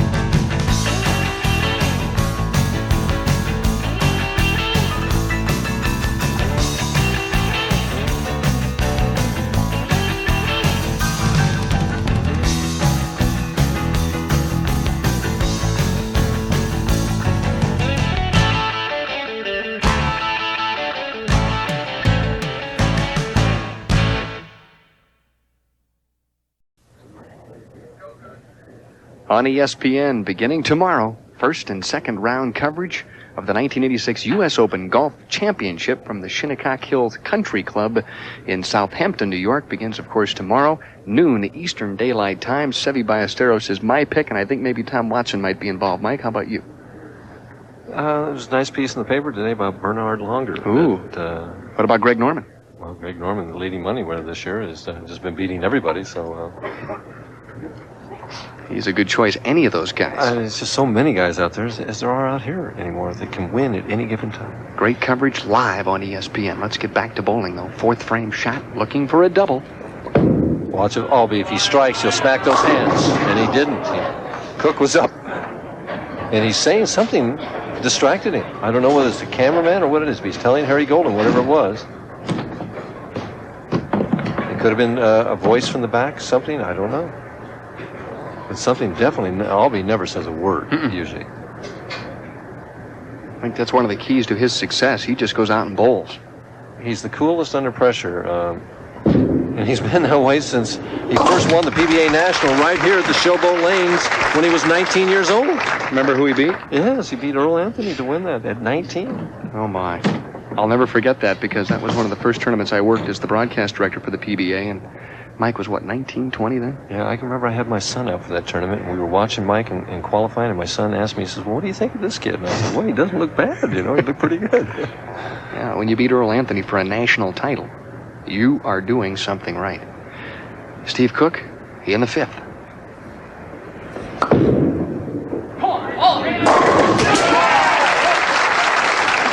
Wow, what a meat grinder that was. I'll tell you, what's really intimidating is if during qualifying, if you happen to be on lane 58, when Cook throws a strike like that on 59 and he runs it out over there, you don't want to get in his way, I'll tell you. That's like getting hit by Dick Butkus. They'd flatten you for life. At 6'7". Very agile athlete, though. The thing that's so amazing about Steve is his agility. That happens with so many big men. Probably could have played tight end for somebody. To take the lead, Schlegel. Come on now. And the third 4-9 of the day that we have seen. The ball was falling back all the way at the pocket and still left at 4-9. Ernie, who is a great split converter, I'm sure is going to give a better effort at this 4-9 than he did at the 3-9-10. Just a bit tight. Watch the 2-pin. Third from the left goes around the 4, hits the 7. The ball chops the 5 off the 9. And that's how you leave the 4-9 split. Ernie has to go all out for this. They're down 6 pins already if he makes it. Well, he's one of the most accurate players on the tour. If anybody can make it, Ernie Schlegel can. And same thing happened to all three players. Sajak, Pappas, or was it Dickinson? I think it was Dickinson and Schlegel. Didn't get over enough to hit that 4-pin thin enough to slide it into the 9. Well, his partner will have to step up now and try and solidify things and strike in the 6th. Hugh Miller with strikes in the 2nd and the 4th thus far in this game. And interesting, Ernie was going along so well. Throwing so many strikes, so many balls in the pocket on lane 60, and suddenly 2 splits in a row. Good speed. Good result. Well, it's not his fault. Everyone's been the same for him. What are partners for? You used to cheer yours on, didn't you? Well, hey, I'd always pick a good horse, I'll tell you. Yeah, you got to cheer them on, especially when they're throwing strikes. You know, Cook and Albie, leading by 18, could make it 28. Should Mike Albie strike for the first time. And boy, did he strike last year. Set a career earnings record better than $200,000, won 6 titles. PBA Player of the Year and also a former Rookie of the Year. This kid's done it all. And he had to do well in his last tournament to get over that $200,000 mark. For the double. Knocks the 7-pin out of there. He knew it. And there are the Canepa sisters, Tammy and Candy. Tammy Albie on the left, Candy Cook on the right. And Mike Albie and Steve Cook trying to keep this title in the family one more time. They won last year and would love to just keep it right in the Albie and Cook family. Year after year. You used to say that it was tough to beat Holman and Roth here. They were the dynamite team, but now maybe Cook and Albie, there's a changing of the guard here. Steve Cook will explode if he strikes on this one. For 3.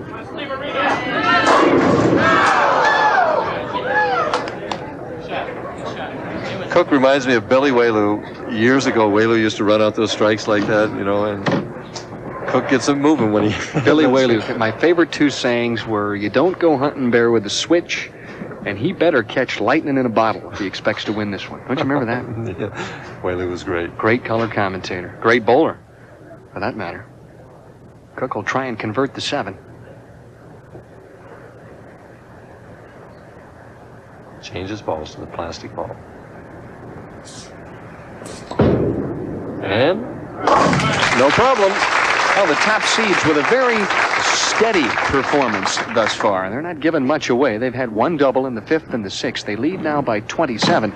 But Ernie Schlegel, if he doubles here, could make things interesting. He has to double here, Dan. He just has to.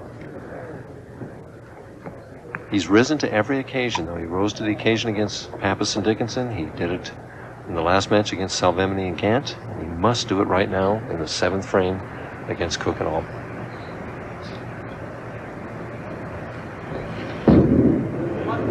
Looks good. Boy, that looked good. And he says something to it. Hands on hips that time as he reacted to the strike. Boy, in the 7th frame. A frozen rope. That ball didn't hook 1 inch. I tell you, that's straighter than I could throw it. And that's pretty straight. Yeah, right. And there he is. Always animated, always interesting, and always in the hunt at the Showboat. He always bowls well. He finished 6th in the Showboat Invitational here this winter. Amazing. He always bowls well in the center. To cut it to 7 pins. And, boy, is that kid bowling well. I'll tell you, this match isn't over. Hugh Miller doesn't run out many strikes. He is normally a pretty calm, cool, and collected guy, but he wanted that one desperately, and now Cook and Albee lead by only 7. And here's the shot of Miller. Just like every other one he's had this game. You suppose that he's saying, hey, you guys put me in the position as he runs this one out, that you don't think I can strike out or strike when I need to. I'm going to show you I can. Well, if Schlegel gets one in the 9th, that'll be very interesting. I'll be looking for a double on his own. Right. Trying to get that lead strike. His brother-in-law to double up. Oh, and through the heart. Knocks out the 10-pin, leaves only the 6. Boy, the ball just snapped right at the last second. Well, he liked it when he let it go. No question about that. He thought it was going to be flush. Right about here, that ball starts turning right. And he's fortunate that he got away with just 9 on this shot. Knocked out that 7 and the 10. Relatively easy 6-pin.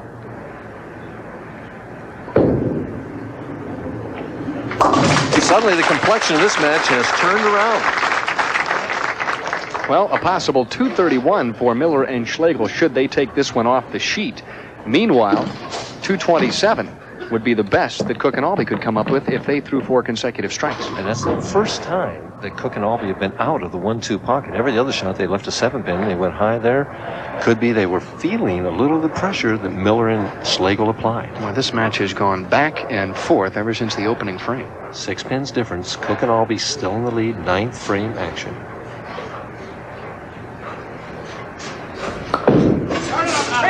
Foundation. He's got it.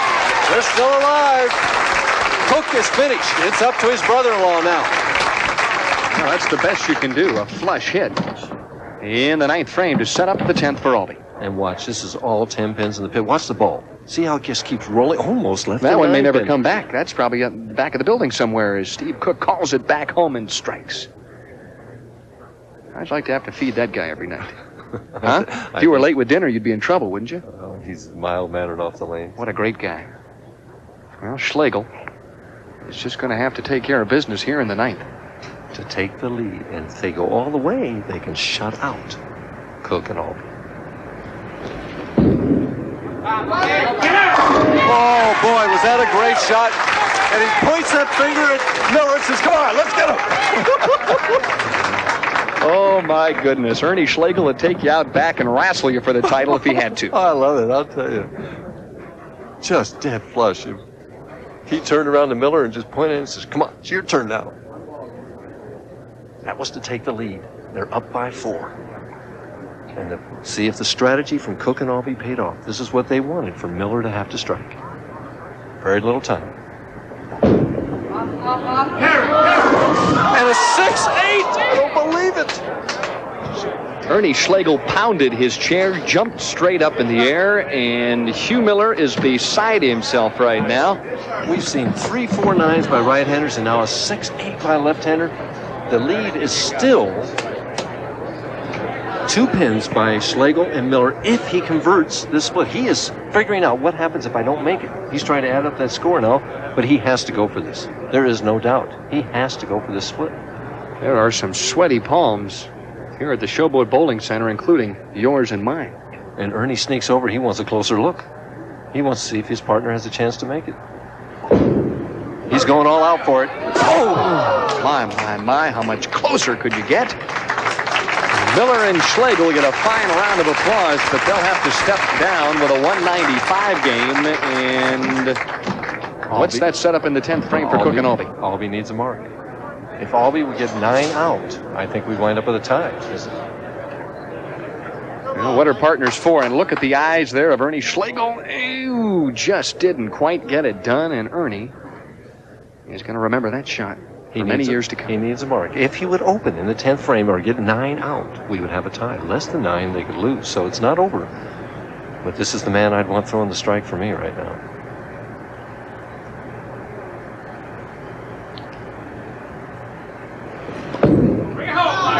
He likes it. He likes it. Oh, he has to make it, Denny. He has to make it. And Steve Cook, did you see Cook jump up on the approach that time and try and root that ball home? Boy, he did the intelligent, smart thing. He gave that ball room. The last time he crowded that hip pin, he wasn't about to make that same mistake again. Well, it's never easy shooting the 10 or the 7, but if he makes it. And it's interesting, he's got that rosin bag on the ball return. I'm surprised Schlegel doesn't make him stop and put it back on the table. With a spare, Albee and Cook repeat. Hard and straight. He's got it! Albee and Cook react to the victory. Steve Cook puts up the big #1 sign, and for the 2nd year in a row, Cook and Albee will keep it in the family and win the Showboat Doubles Classic. And look at Schlegel hug Miller. Miller's just beside himself. He threw 4 perfect strikes in the 6-8 in the 10th frame. Cook and Albee overcame my jinx. And the final score, a 10-pin victory as they shake the hands of the guys who finished second. Albee and Cook win 205 to 195.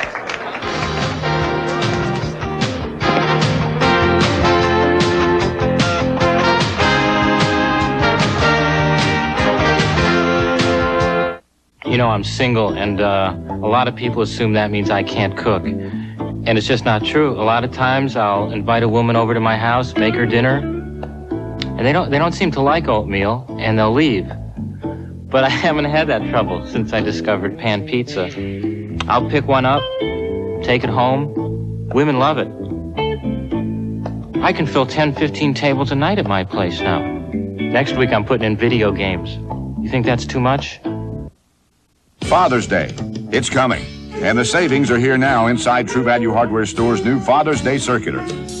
This 20-foot retractable reel light from Carroll Cable is just $11.99. And a 2101-piece nut and bolt center is only $8.99. Give this Master Mechanic 5-piece screwdriver set for just $3.99. Or Master Mechanic tape measures in 3 sizes, just $13.88 for the set at participating True Value Hardware Stores and home centers. Tell them Pat Summerall sent you. Anyone who thinks jazz is cool ought to see my group when we're really hot. Give your body the best. Safeguard, the most deodorant soap lather you can get to clean odor away with the most deodorant soap protection you can get to help keep odor away. Hey, that's important, because nobody wants to end their evening on a sour note.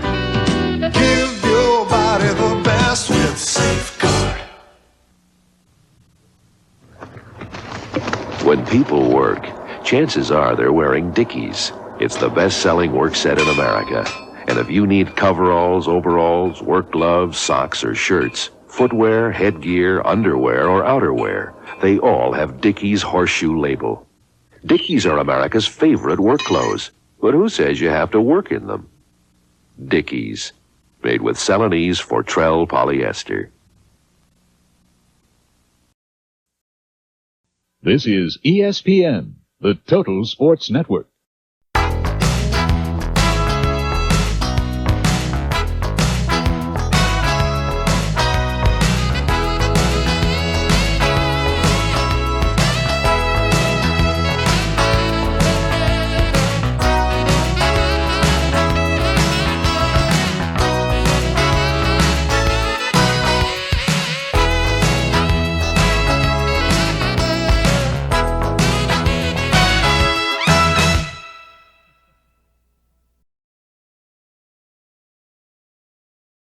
Standing next to me, the family affair, the winners of the $130,000 Showboat PBA Doubles Classic, Steve Cook and Mike Albee.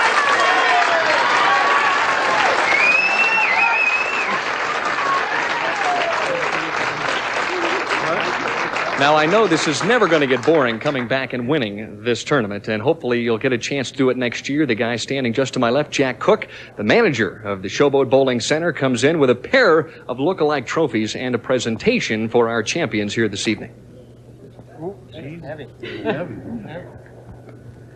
Mike, on behalf, and Steve, on behalf of Mr. Kelly and the Showboat Hotel, I'd like to congratulate you for a fine tournament, and here's a check for $25,000.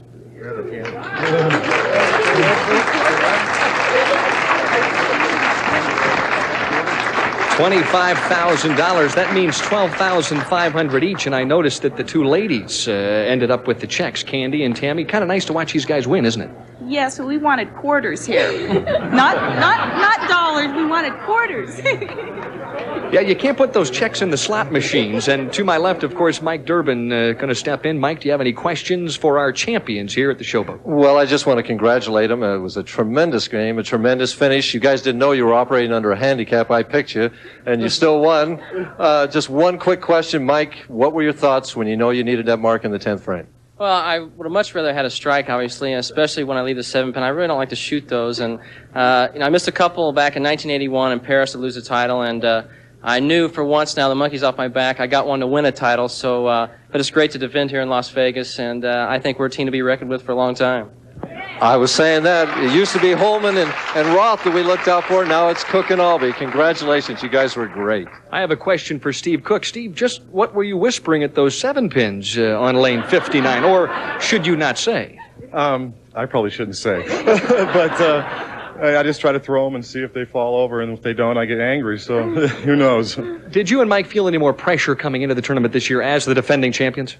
I didn't. I like coming back to Showboat, every year. It's a fun stop, and that's what I look forward to, and I really didn't have any pressure at all coming in being defending champions. Well, they've defended twice. Maybe they'll make it 3 in a row next year. Thanks for stopping by, watching the action at the Showboat this evening. The champions here, Steve Cook and Mike Albee.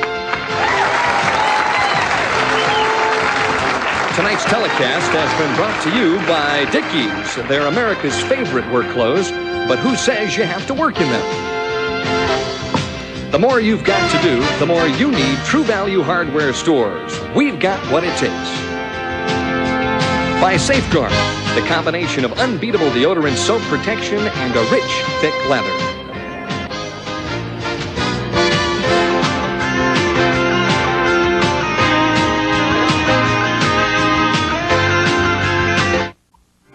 Nobody has lower fares than United to more cities across this land.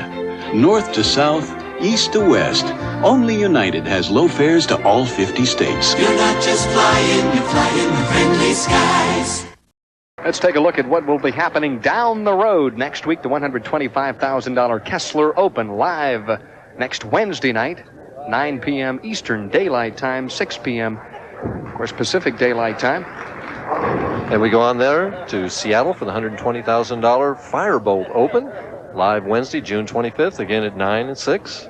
Then time to head down John Wooden Way, Southern California, the Open, $115,000 there. And the Miller Lite Challenge on Golden Pin Lanes in Tucson, Arizona, a favorite of mine as I won there a few years back and finished second there last year. And of course the general manager, Pete Tanis, what a great friend he is of the PBA. Stop ringing. When it touches my face, it hangs up. Oh. I don't have a problem. You got a problem. Lots of people with phones not made by AT&T are registering some kind of complaint. When was the last time you had a complaint with an AT&T phone? Hello? What? Can you call me back on an AT&T phone? You get what you pay for. AT&T, the right choice. Mr. Goodwrench has the right tools available. Tools of the science of automotive service. Advanced, sensitive, accurate, strong and simple, or complex. like electronic eyes that probe the mysteries of your car. These are the tools that understand and fix. These are the tools of Mr. Goodwrench. And no one knows your GM car better. No one. Speed, heat, endurance. The triple test of NASCAR racing. Quaker State Motor Oil is here. Performing, protecting, flowing continuously under extreme conditions. And it's the same oil you can buy right off the shelf. Quaker State technology delivers protection in your car and on the track. Quaker State, the big Q stands for quality. Always has, always will.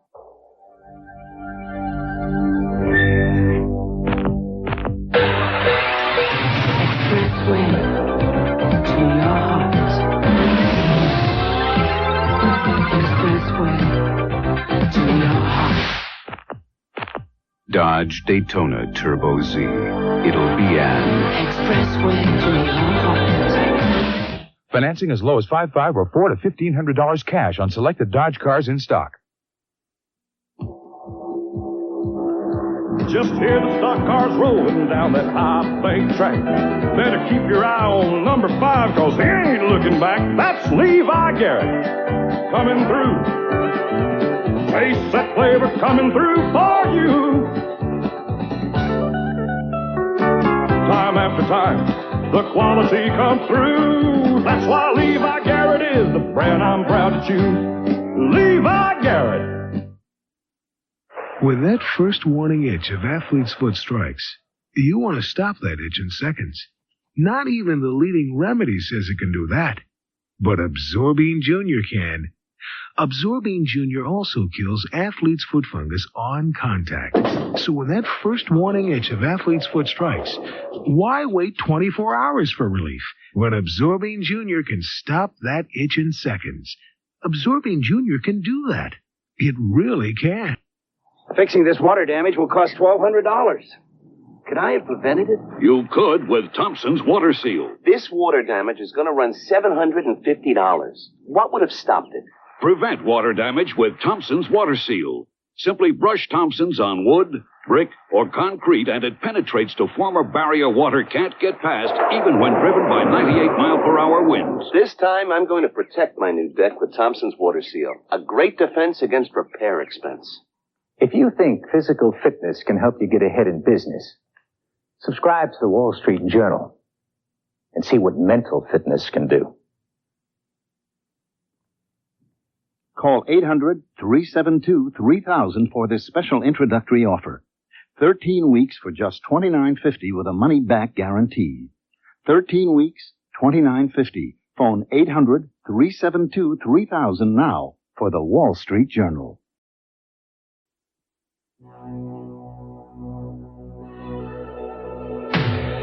Mighty Auto Parts. Tough. Dependable. Backed by a mighty guarantee. Next time, go with a mighty pro. He knows what it takes to keep your car in shape. It takes a mighty part to please the pro. Mighty.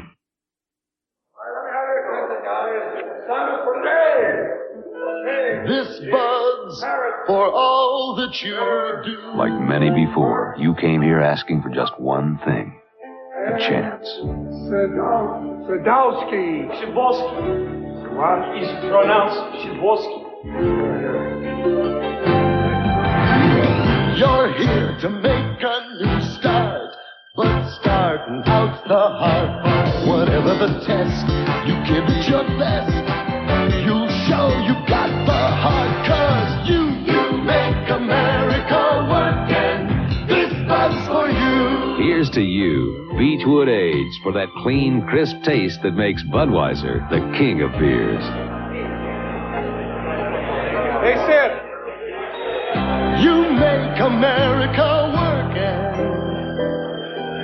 this buzz for you.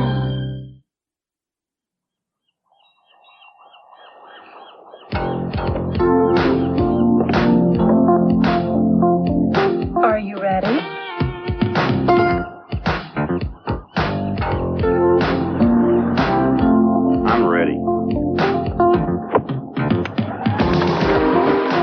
#1 sportswear.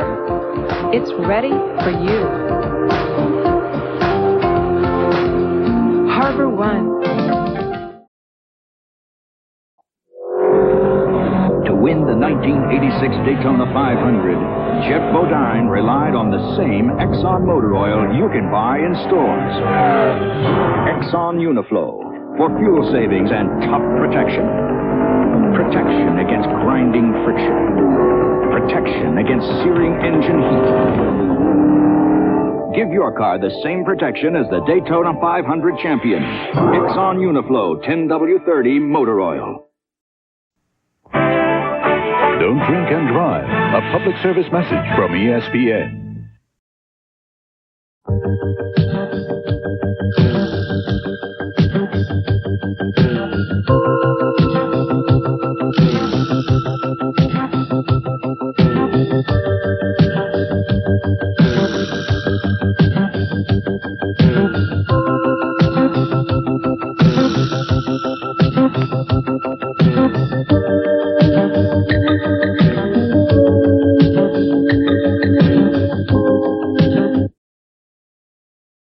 This is ESPN, the Total Sports Network.